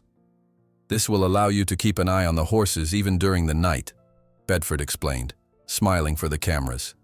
It seemed like a practical contribution to your important work. Eleanor accepted with practiced gratitude, but later that evening, Elijah overheard her speaking with Dr. Collins on the porch. "Why this sudden philanthropic interest, William?" she mused, her voice carrying in the still night air. "You've never cared about social causes before." Dr. Collins sipped his coffee thoughtfully. Perhaps the experience with Elijah and Spirit genuinely changed him. "Perhaps," Eleanor replied, though her tone suggested skepticism. "Or perhaps there's something else at stake. He's been asking questions about Elijah's family history, about Samuel Thompson's time at the mines." The mention of his father sent a jolt through Elijah, who had been heading to the kitchen for water. He froze in the hallway, heart suddenly pounding. "What kind of questions?" Dr. Collins asked. "About Samuel's union activities, about the accident reports. He claimed it was for some sort of memorial fund, but—" Elijah slipped back to his room without getting his water, a familiar nightmare already forming at the edges of his consciousness. That night, he woke screaming, tangled in his mother's old blanket on the floor. His dreams had been filled with collapsing tunnels, his father's dust-covered face, and the sound of earth giving way. Eleanor appeared in his doorway moments later, concern etched in her features. "The same dream?" she asked softly. Elijah nodded, unable to speak as the terror gradually receded. Since coming to live with Eleanor, the nightmares had become less frequent but no less intense. "Do you want to talk about it?" she offered, sitting on the edge of the untouched bed. He shook his head, pulling the blanket tighter around his shoulders. Eleanor sighed gently. "You know, Elijah, you've taught the horses that healing begins with trust, that wounds need air and light to mend properly." She paused, choosing her words carefully. "Perhaps the same is true for human wounds as well." The documentary crew expanded their scope over the following week, venturing into Oak Ridge to interview locals about the transformation of the Bedford property and, inevitably, about Elijah's background. These interviews stirred up long, dormant conversations about the mine collapse and Samuel Thompson's role in the community. Thompson was always stirring up trouble, an older miner told the camera with a frown, talking about safety violations, organizing meetings after hours. Bedford Coal provided jobs for half the county. Who was he to rock the boat? "The conditions in those mines weren't fit for rats," countered another man, his face weathered by years underground. Samuel was the only one with guts enough to speak up. Elijah had refused to participate in these interviews, but found himself drawn to watching the raw footage when Diana offered to show him some preliminary edits. The stories about his father opened old wounds, but also filled gaps in his understanding. "Your dad was respected by a lot of people," Diana told him gently. Even those who disagreed with his methods acknowledged his courage. Hidden behind equipment cases, Elijah listened as a former miner spoke in hushed tones to the interviewer. "That tunnel didn't collapse by accident. Samuel had documents about safety violations. The company knew that section was unstable for months before they sent men in." The words hit Elijah like a physical blow. He had always suspected there was more to the story, but hearing it confirmed by someone who had worked alongside his father made the betrayal fresh again. Sarah Collins found him later that day in the old barn, curled among bales of hay, just as he had lived before coming to Spirit's Haven. He didn't respond when she called his name, his mind still processing what he had heard. "Elijah." She approached cautiously, sitting on a nearby bale. "Everyone's looking for you. Eleanor's worried." He remained silent, arms wrapped around his knees. Sarah waited patiently, the skill of quiet presence she had learned from watching him with the horses now applied to its teacher. After nearly 30 minutes, Elijah finally spoke, his voice barely audible. "I was there," he whispered. "I heard when they sent my dad to that tunnel." Sarah's eyes widened, but she didn't interrupt. "It was take your child to work day. Mom was sick, so Dad brought me to the office instead." His voice strengthened slightly as the memory crystallized. Mr. Bedford wasn't there, but his manager was. He told Dad that either he went into Tunnel 6 with his team or everyone on his shift would be let go. Elijah closed his eyes, the scene replaying with painful clarity. "Dad knew it wasn't safe. He had shown me his notebook the night before. All the measurements, the reports he'd filed. but he went anyway. "Did he know you heard?" Sarah asked softly. Elijah shook his head. "I was supposed to stay in the break room, but I followed him. After he left with his team, I went back to the office and took his notebook. I thought maybe if something happened, people would know the truth." His voice broke. "But then when the tunnel collapsed, I was so scared I hid it. And then, I couldn't remember where." Sarah moved closer, placing a gentle hand on his shoulder. "It wasn't your fault, Elijah. You were just a kid." "I still am," he replied bitterly. "A kid no one believed." That evening, a powerful thunderstorm swept across Kentucky, forcing everyone to take shelter. The National Geographic crew huddled in the main house, reviewing footage as rain lashed against the windows. Bedford had arrived shortly before the storm hit, claiming he needed to discuss donation allocations with Eleanor.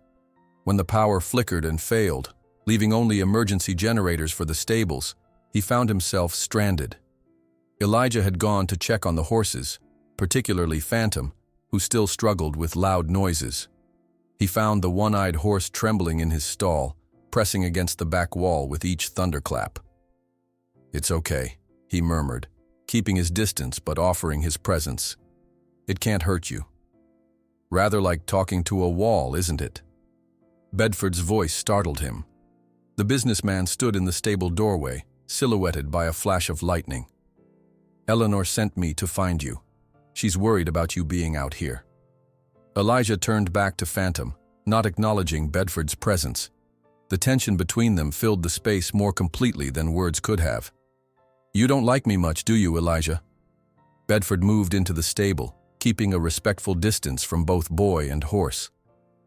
"You didn't help me after my parents died," Elijah replied flatly. "The whole town knew I was living in that barn. You drove past it every day to get to Whispering Pines." Bedford sighed heavily, leaning against a support beam. "I'm not proud of that, or of many things I've done." The frankness of the admission made Elijah turn slightly, studying the man's face in the dim emergency lighting. Bedford looked older than he remembered, the lines around his eyes deeper. "I didn't know about the tunnel," Bedford said quietly after a long silence. "Not specifically. I knew we had safety concerns, but I left those details to my managers. When I found out what happened to your father, it was too late." "Why are you telling me this now?" Elijah asked, suspicion evident in his voice. Bedford looked out at the rain-swept yard. "Because cowardice is easier than redemption, boy, and I've always been very good at choosing the easier path." The simple honesty of the statement hung between them as another crack of thunder shook the stable. Phantom whinnied in distress, drawing Elijah's attention back to the traumatized horse. "He sees every loud noise as an attack," Elijah explained, his voice softening as he focused on the animal. "His world has been nothing but pain and betrayal. Trust doesn't make sense to him anymore." Bedford watched as Elijah began humming softly, the same Cherokee lullaby he had used with Spirit. Gradually, Phantom's trembling subsided, though he remained wary. "Your father was like that, you know," Bedford said unexpectedly. "He could sense when something wasn't right, in the minds, in people. I found it irritating then. Now I recognize it was a rare gift." They remained in the stable until the storm passed. An uneasy truce formed in the shared space. As the rain finally slowed to a gentle patter, Bedford prepared to leave, gathering his coat from a hook near the door. He paused at the threshold, looking back at Elijah, who was still murmuring reassurances to Phantom. "I know where your father's documents are, Elijah," he said, his voice low but clear. "And if you're ready, I think it's time Kentucky knew the truth about what happened in that mine." Elijah barely slept that night, Bedford's revelation echoing in his mind like thunder. "I know where your father's documents are." The words that had haunted him for 3 years, the missing notebook, the evidence that might have changed everything, suddenly within reach. But could he trust the man who had ignored his suffering for so long? At breakfast, Eleanor noticed his distraction. "You're 1,000 miles away this morning," she said, placing a mug of hot chocolate before him. "Bedford knows where Dad's documents are," Elijah blurted out, the weight of the secret too heavy to carry alone. He told me last night during the storm. Eleanor's hand froze mid-air, her teacup suspended. What exactly did he say? Elijah repeated Bedford's words verbatim, watching Eleanor's expression shift from surprise to suspicion. "Be careful, Elijah," she warned, setting her cup down deliberately. "William Bedford has spent a lifetime protecting his interests. This sudden conscience seems convenient, given the timing." "What do you mean?" Eleanor sighed, choosing her words carefully. "The county commission votes next week on his new mining operation permits. Public sentiment matters greatly for these decisions. Having you, the local hero, publicly reconciled with him would certainly help his image." The possibility that Bedford might be manipulating him made Elijah's stomach clench. Yet a part of him needed to know the truth, regardless of Bedford's motives. "I'm going to call him," he decided. "If there's even a chance Dad's notebooks are real." Sarah arrived an hour later, camera in hand for more documentary footage. Finding Elijah pacing near Spirit's paddock, she immediately sensed his agitation. "What's happened?" she asked, lowering her equipment. When Elijah explained Bedford's claim, Sarah's journalistic instincts flared. "This could be huge, Elijah. Those documents might prove corporate negligence, but—" She hesitated, biting her lip. "It could also open old wounds for the whole town." "They're already open for me," he replied quietly. "They never closed." That afternoon, Bedford answered Elijah's call on the first ring, as if he'd been waiting. His instructions were precise. The old union office building on Miners Row, third floorboard under the president's desk, loosened but not removed to avoid detection during the company's search after the accident. "How did you know it was there?" Elijah asked, suspicion evident in his voice. A pause. "One of the cleanup crew saw your father hiding something there days before the collapse. He told his supervisor, who told me, after Samuel was already dead." Bedford's voice lowered. "I chose not to look. I didn't want to know what he'd found." The following morning, Elijah and Sarah approached the abandoned Union Hall cautiously. Once the proud center of the miners' community, the building now stood derelict, its windows boarded, walls defaced with graffiti that included crude drawings and phrases like "coal, cow, jobs," and "commies out." "My dad wasn't a communist," Elijah muttered, anger flaring at the faded slur painted across the main entrance. "He just wanted people to come home alive from work." Inside, dust motes danced in the beams of sunlight that penetrated the boarded windows. The main hall, once filled with folding chairs for meetings, contained only debris and the occasional syringe. They made their way carefully to the back office, where a battered desk remained, too heavy or worthless to steal. "Third floorboard under the desk," Sarah repeated, filming as Elijah knelt and ran his fingers along the wooden floor. The board moved slightly under pressure, its edge rising just enough to grip. With trembling fingers, Elijah pried it up, revealing a dark cavity beneath. His breath caught when his hand touched something solid, a metal box, rusted at the edges but intact. "It's here," he whispered, voice cracking with emotion. The box contained exactly what Bedford had described: meticulously documented safety violations, unofficial air quality readings, photographs of improperly shored tunnel walls, and dated entries detailing management's dismissal of concerns. Most damning was a memo directing that troublemakers be assigned to Tunnel 6 despite known risks. But beneath these papers lay something else, a sealed envelope with Elijah's name written in his father's distinctive handwriting. "He knew," Elijah said softly, holding the envelope with reverence. "He knew something might happen to him." Sarah continued filming, tears streaming down her face as Elijah opened the letter with shaking hands. "For my son," he read aloud. "If something happens to me, Elijah, if you're reading this, I'm so sorry I couldn't keep my promise to always come home to you and Mom. The Bedford Coal Company has known about these risks for years. Men are dying from black lung at twice the national rate, and the support structures in the eastern tunnels won't hold much longer. I've tried working through proper channels, but money speaks louder than safety regulations in this town." Elijah paused, swallowing hard before continuing. I don't regret standing up, son, even knowing the risks. Some fights are worth having, even when you might lose. Remember what your Cherokee grandmother taught us. A society grows great when old men plant trees in whose shade they know they shall never sit. I'm planting trees for you and for all the miners' children. I love you. Always. Dad. The silence that followed was profound, broken only by Elijah's quiet tears and the soft whirring of Sarah's camera. Meanwhile, in town, the National Geographic team was interviewing former miners about working conditions before and after the accident. Their presence had emboldened people to speak more openly about long-buried tensions. Things got worse after Thompson died, admitted one retired miner. With him gone, nobody had the guts to speak up anymore. Safety inspections became a joke. Everyone knew when they were coming, and the company would clean everything up just for that day. These interviews attracted attention, drawing small crowds of observers. Not everyone appreciated the old wounds being reopened. "You're stirring up trouble for nothing," argued a shop owner dependent on miners' business. That accident was years ago. Bedford provides the only good jobs left in this county. News of the documentary spread quickly. When Elijah and Sarah returned to Spirits Haven with the box of evidence, they found Dr. Collins waiting with concerning information.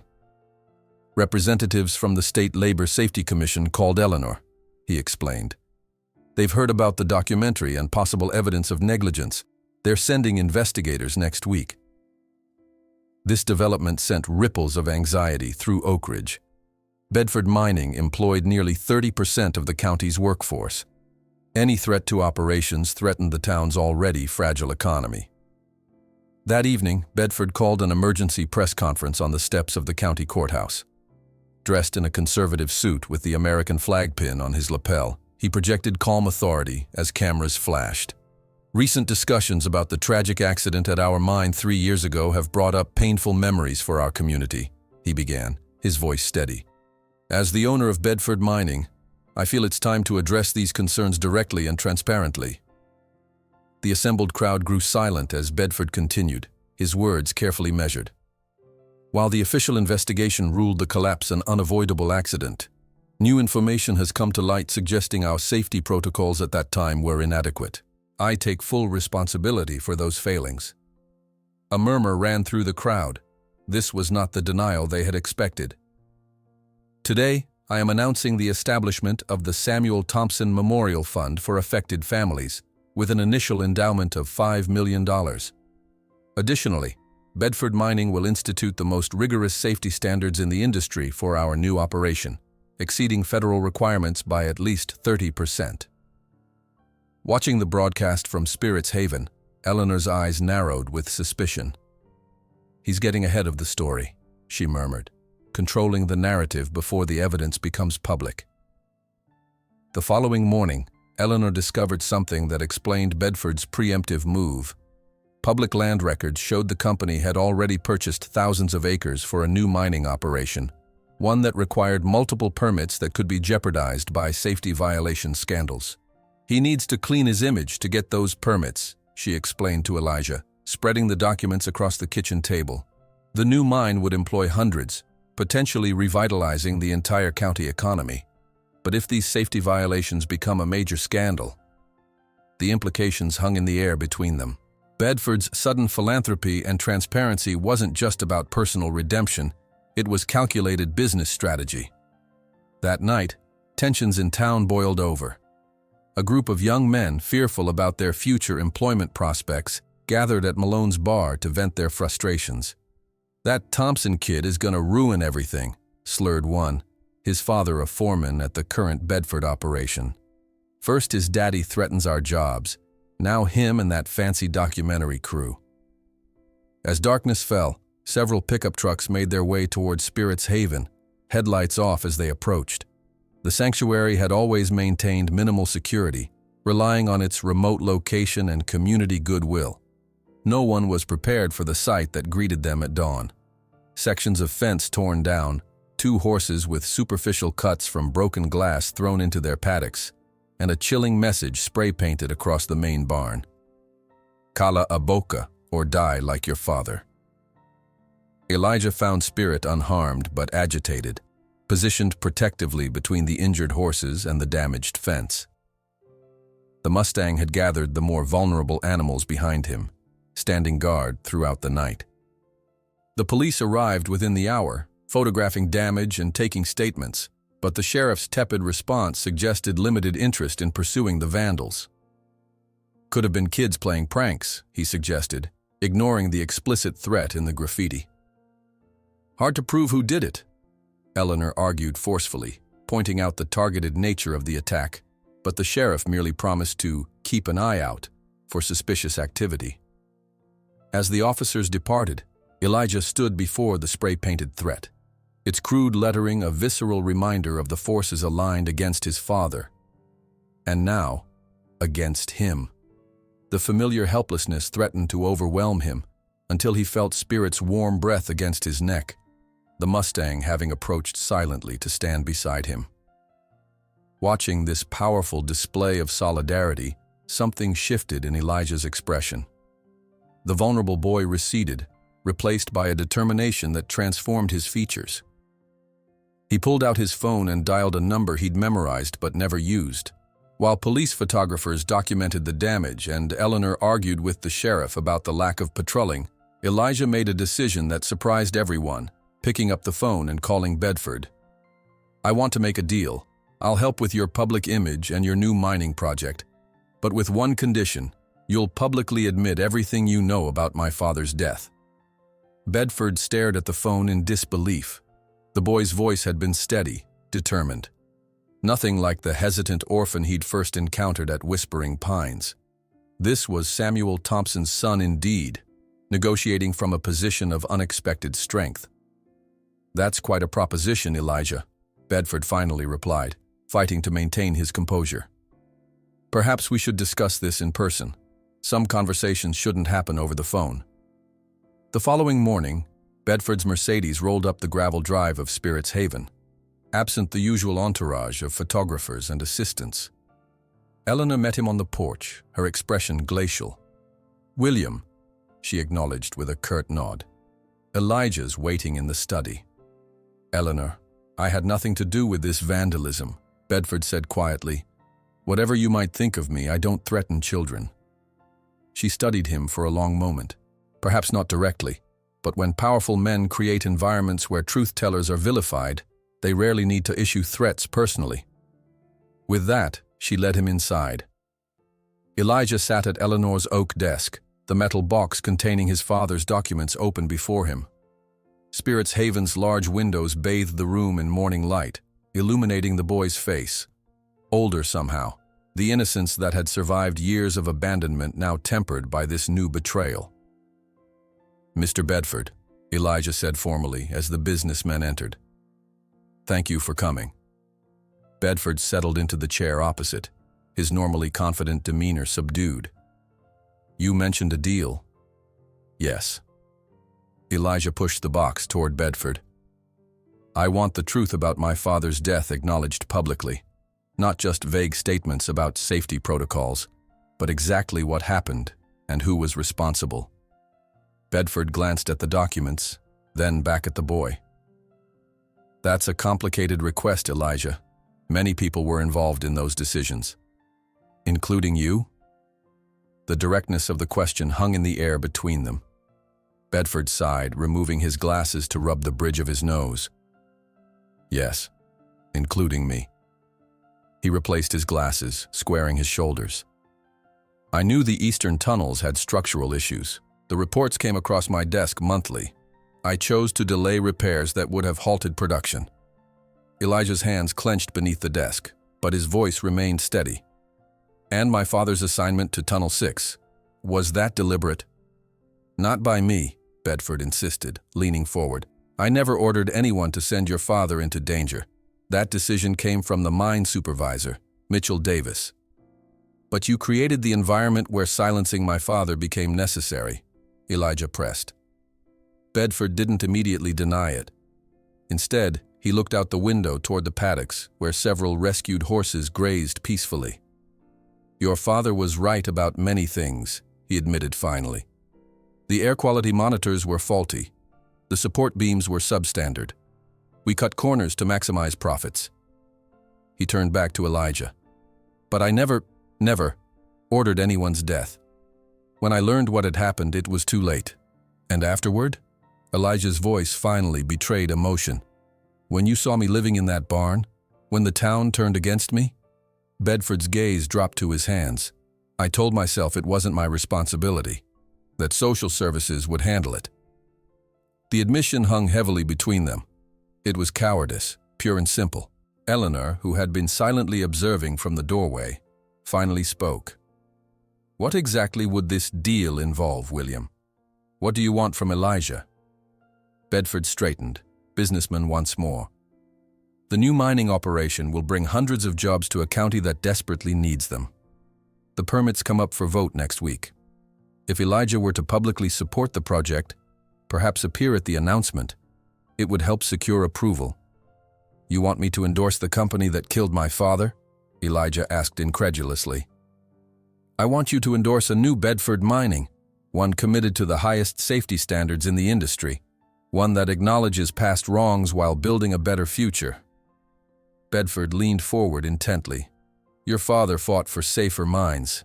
This could be his legacy, transformation from within. Eleanor scoffed.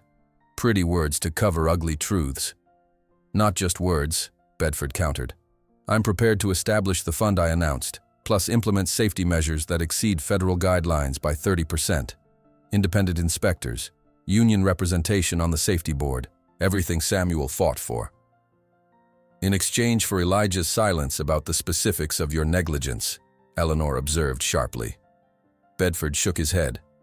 Not silence, cooperation.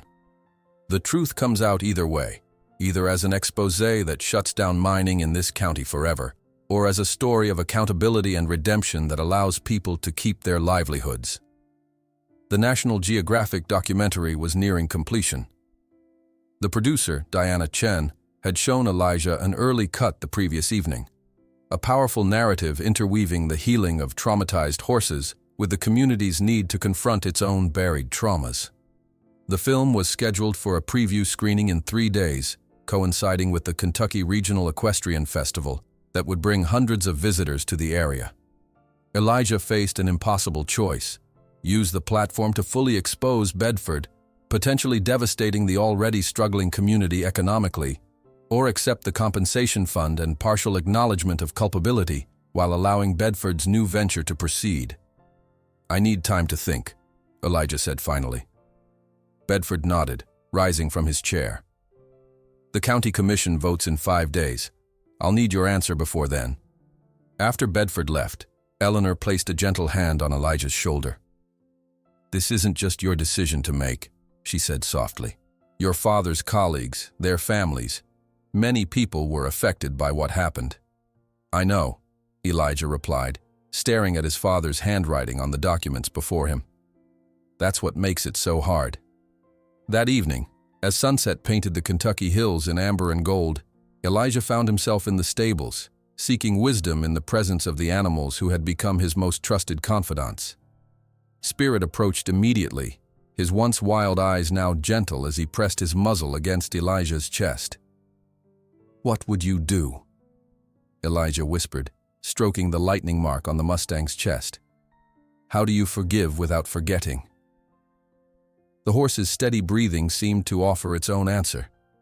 Spirit had never forgotten the cruelty he'd endured, yet he'd found a way forward, not through vengeance but through new connections built on trust.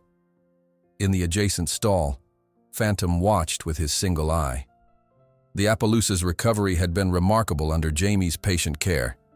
Despite his permanent physical scars and the trauma that occasionally manifested in sudden startles or defensive posturing, Phantom had reclaimed his capacity for connection. He hadn't erased his past. He had incorporated it into a new present.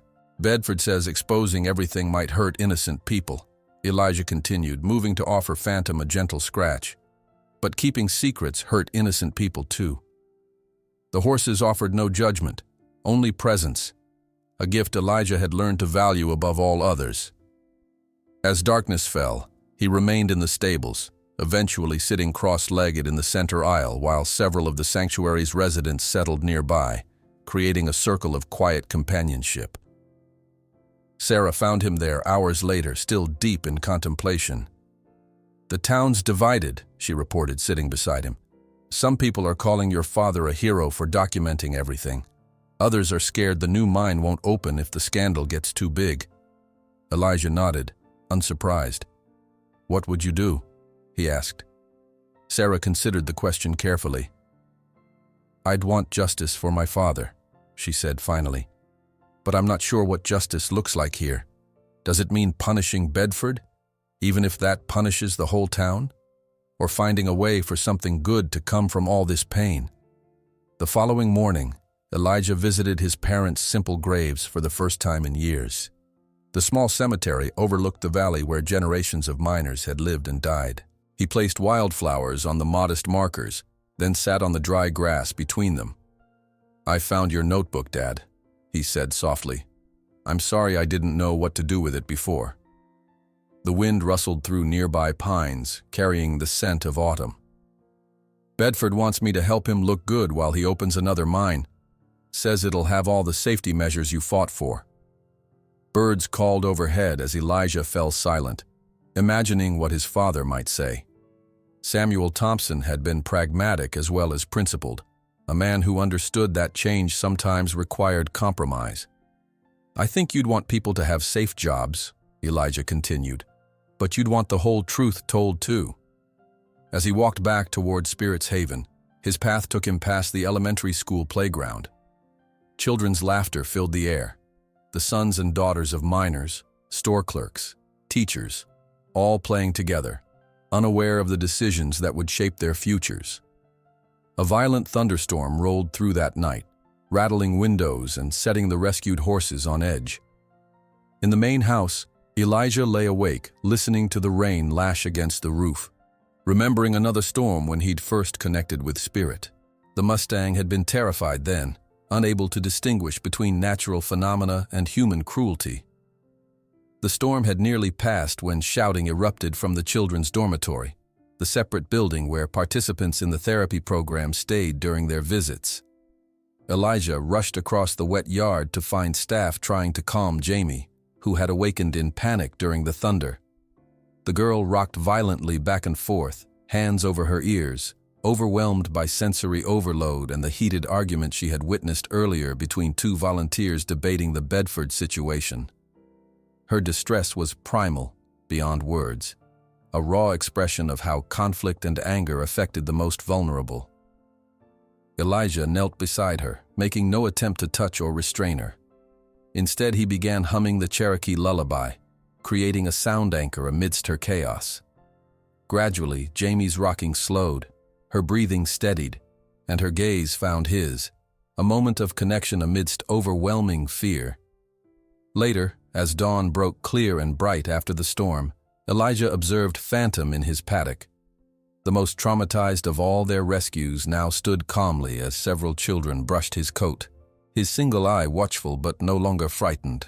The transformation wasn't a forgetting of his past.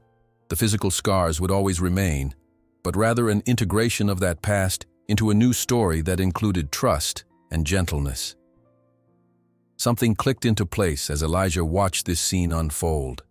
The cycle of trauma and fear continued only when healing remained individual rather than communal.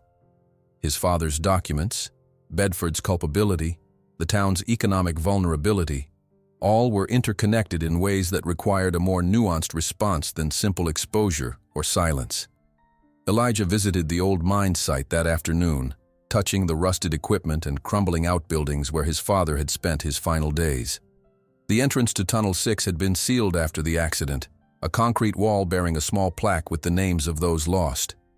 Running his fingers over his father's engraved name, Elijah felt a clarity emerging from his confusion. On the eve of the documentary screening, with the town holding its collective breath about what would be revealed, Elijah finally made his decision and called Bedford. "Meet me tomorrow before the screening. I found a third option that neither of us considered. One where the truth doesn't have to destroy the future." The morning of the documentary screening dawned bright and clear, as if nature itself had washed away the previous night's storm. Oak Ridge buzzed with an unusual energy, the small town unaccustomed to national attention. Main Street had been transformed with banners announcing both the Kentucky Regional Equestrian Festival and Bedford Mining's proposed new operation, the competing messages a visual representation of the community's divided loyalties. Elijah stood before the mirror in his bedroom, dressed in clothes Eleanor had bought him for the occasion, a simple blue button-down that brought out his eyes, according to her. Though the shirt was new, he wore his father's old watch, recovered from the box of belongings the mining company had returned after the accident. The cracked face and worn leather strap felt right against his wrist, a tangible connection to the man whose legacy hung in the balance today. "Ready?" Eleanor asked, appearing in the doorway. "As I'll ever be," Elijah replied, his voice steadier than he felt. The meeting place Elijah had chosen was symbolic, the old miners' union hall where his father's documents had been hidden. Bedford arrived alone, his Mercedes looking out of place on the crumbling asphalt. Gone was the polished executive in designer suits. Today he wore a simple flannel shirt and jeans, an outfit that might have belonged to any of the miners who once gathered in this building. "This is where it all started," Elijah said as they entered the dusty hall. "Where my dad tried to make things better, the right way." Bedford nodded, surveying the abandoned space with something like regret in his eyes. He was respected, even by those who disagreed with him. He never wanted to shut down the mines, just make them safe. "That's why I asked you here," Elijah said, gesturing toward the folding table he'd set up in the center of the room. "I've been thinking about what my father would want. Not just justice for himself, but a future for this town." Bedford approached cautiously. "And what conclusion did you reach?" "That there's a difference between punishment and accountability," Elijah replied, unfolding a set of papers on the table. "I don't want Bedford Mining destroyed. I want it transformed into the company my father believed it could be." For the next hour, they discussed Elijah's proposal. Bedford would publicly acknowledge the full extent of the safety violations that led to the tunnel collapse, establish the promised fund for affected families, but also implement revolutionary safety protocols in the new mine, with independent oversight, union participation, and quarterly public reporting on compliance. "This would cost millions beyond regulatory requirements," Bedford objected, reviewing the detailed specifications. "Yes," Elijah agreed simply, "and it would save lives." Bedford studied the boy across the table, recognizing Samuel Thompson's unwavering conviction in his son's steady gaze. "And in return?" "I'll support the new mine's opening," Elijah stated, "not by hiding the truth, but by acknowledging that people can change, systems can improve. The documentary will show my father's evidence alongside your commitment to a different future." "That's not what I expected," Bedford admitted. "I watched our rescued horses," Elijah explained. "Even Phantom, who suffered the worst abuse. He hasn't forgotten what humans did to him. He's incorporated it into a new understanding that includes the possibility of trust. His past is part of him, but it doesn't determine his entire future." By mid-afternoon, the old theater in downtown Oak Ridge had filled beyond capacity. The National Geographic team had arranged extra seating, but still people stood along the walls. Miners and their families, local business owners, journalists, and curious visitors from the equestrian festival. The tension in the room was palpable, everyone aware that the screening might determine the community's economic future. Diana Chen stepped onto the small stage, welcoming the audience to the preview of Healing Spirits, the remarkable story of Spirits Haven Farm.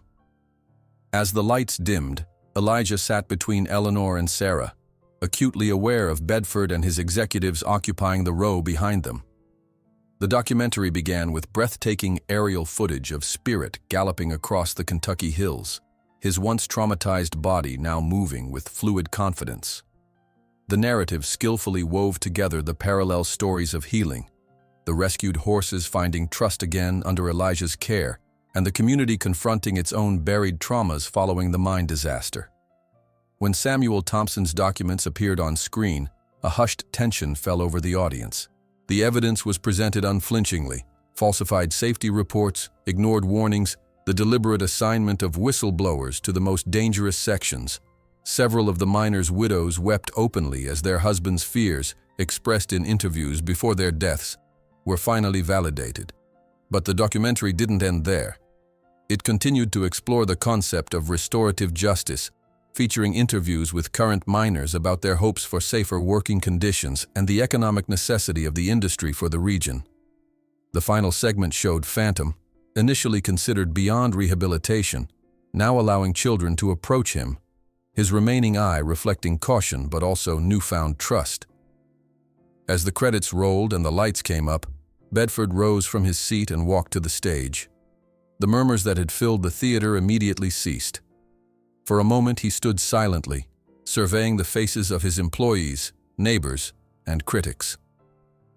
"What you've just witnessed is difficult to watch," he began, his voice uncharacteristically humble, "particularly for someone who bears responsibility for much of it." He removed his glasses, pinching the bridge of his nose briefly before continuing. "Samuel Thompson was right about many things. Most importantly, that profit should never come before people's lives. The violations documented in his notebooks occurred under my leadership, with my knowledge, if not always with my direct approval." A ripple of reaction moved through the crowd. Shock, vindication, anger, all mingling in the collective gasp. "There is no adequate compensation for the lives lost," Bedford continued, "but accountability must begin somewhere." He outlined the memorial fund for families and the enhanced safety measures planned for the new operation, emphasizing the independent oversight committee that would include former critics of the company. Then, in a move that surprised even Elijah, Bedford announced, "Additionally, 20% of the new mine's profits will permanently fund Spirit's Haven Farm and a new educational center to be established in Samuel Thompson's name, training future generations in both modern mining techniques and equine-assisted therapy programs." The announcement sent a buzz through the audience. Bedford concluded by inviting Elijah to join him on stage, not as a prop for corporate image rehabilitation, but as a partner in community healing. As Elijah stood beside the man he had once considered his family's enemy, he felt the weight of his father's watch against his wrist. "My dad believed in this community," he said simply. He believed miners deserved both safety and dignity. The past can't be changed, but the future isn't written yet. The applause that followed wasn't universal. Some faces remained skeptical, others openly hostile to the compromise.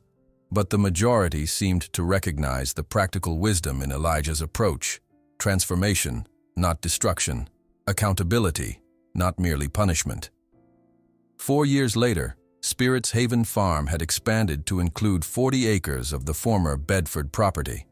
The Samuel Thompson Educational Center stood where Tunnel 6 had once collapsed, its modern facilities hosting both mining safety courses and therapeutic programs for traumatized children and animals.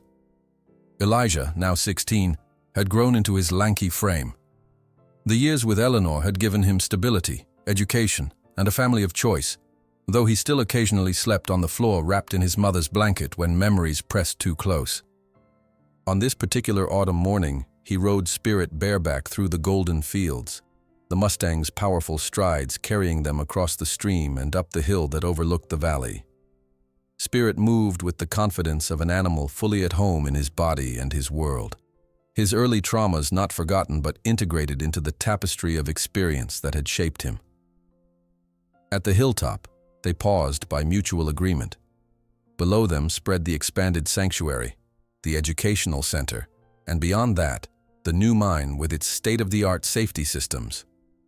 Workers moved between buildings, visitors toured the sanctuary facilities, and in the main arena, Jamie, now employed as an assistant trainer, worked with a recently rescued thoroughbred. Elijah's attention was drawn to a car approaching the visitor center, a modest sedan, rather than Bedford's usual Mercedes. A boy about 13 years old emerged from the passenger side, his posture revealing nervous anticipation as he gazed around the property. "New student today," Elijah murmured to Spirit, whose ears flicked back to catch his words. "Michael Dillard, Frank's son." The irony wasn't lost on Elijah. the son of the man who had tortured Spirit, now coming to learn a different way of being with horses. When Eleanor had shown him the application, Elijah's first instinct had been refusal. But something in the boy's essay, a painful awareness of his father's legacy and a desperate desire to create a different one, had resonated. The mistakes of fathers don't have to define their children, Eleanor had reminded him gently. You of all people should understand that. Nudging Spirit with his knees, Elijah guided them down the hill toward the visitor center. The boy looked up as they approached, his eyes widening at the sight of the famous Mustang and his rider. You must be Michael, Elijah called, sliding easily from Spirit's back. The boy nodded, visibly swallowing. Yes, sir. Thank you for accepting my application. I know, considering who my dad is. That's not how we judge people here, Elijah interrupted kindly, extending his hand. The mistakes of parents don't define their children. We all get to write our own stories. Relief washed over Michael's face as he shook Elijah's offered hand. Behind them, Spirit stretched his neck forward, nostrils flaring as he caught the newcomer's scent. Cautious, but not fearful, mirroring the approach his human partner had taught him. On the hilltop, with the wind blowing through their hair and the thriving sanctuary visible below them, Elijah leaned forward, whispering into Spirit's ear. Mom was right. Sometimes the most broken souls are the ones who best know how to heal others. And as they rode back to the center where new children and new horses waited to be transformed by their special connection, the setting sun cast their shadows as a single silhouette across the valley, impossible to tell where the human ended and the animal began.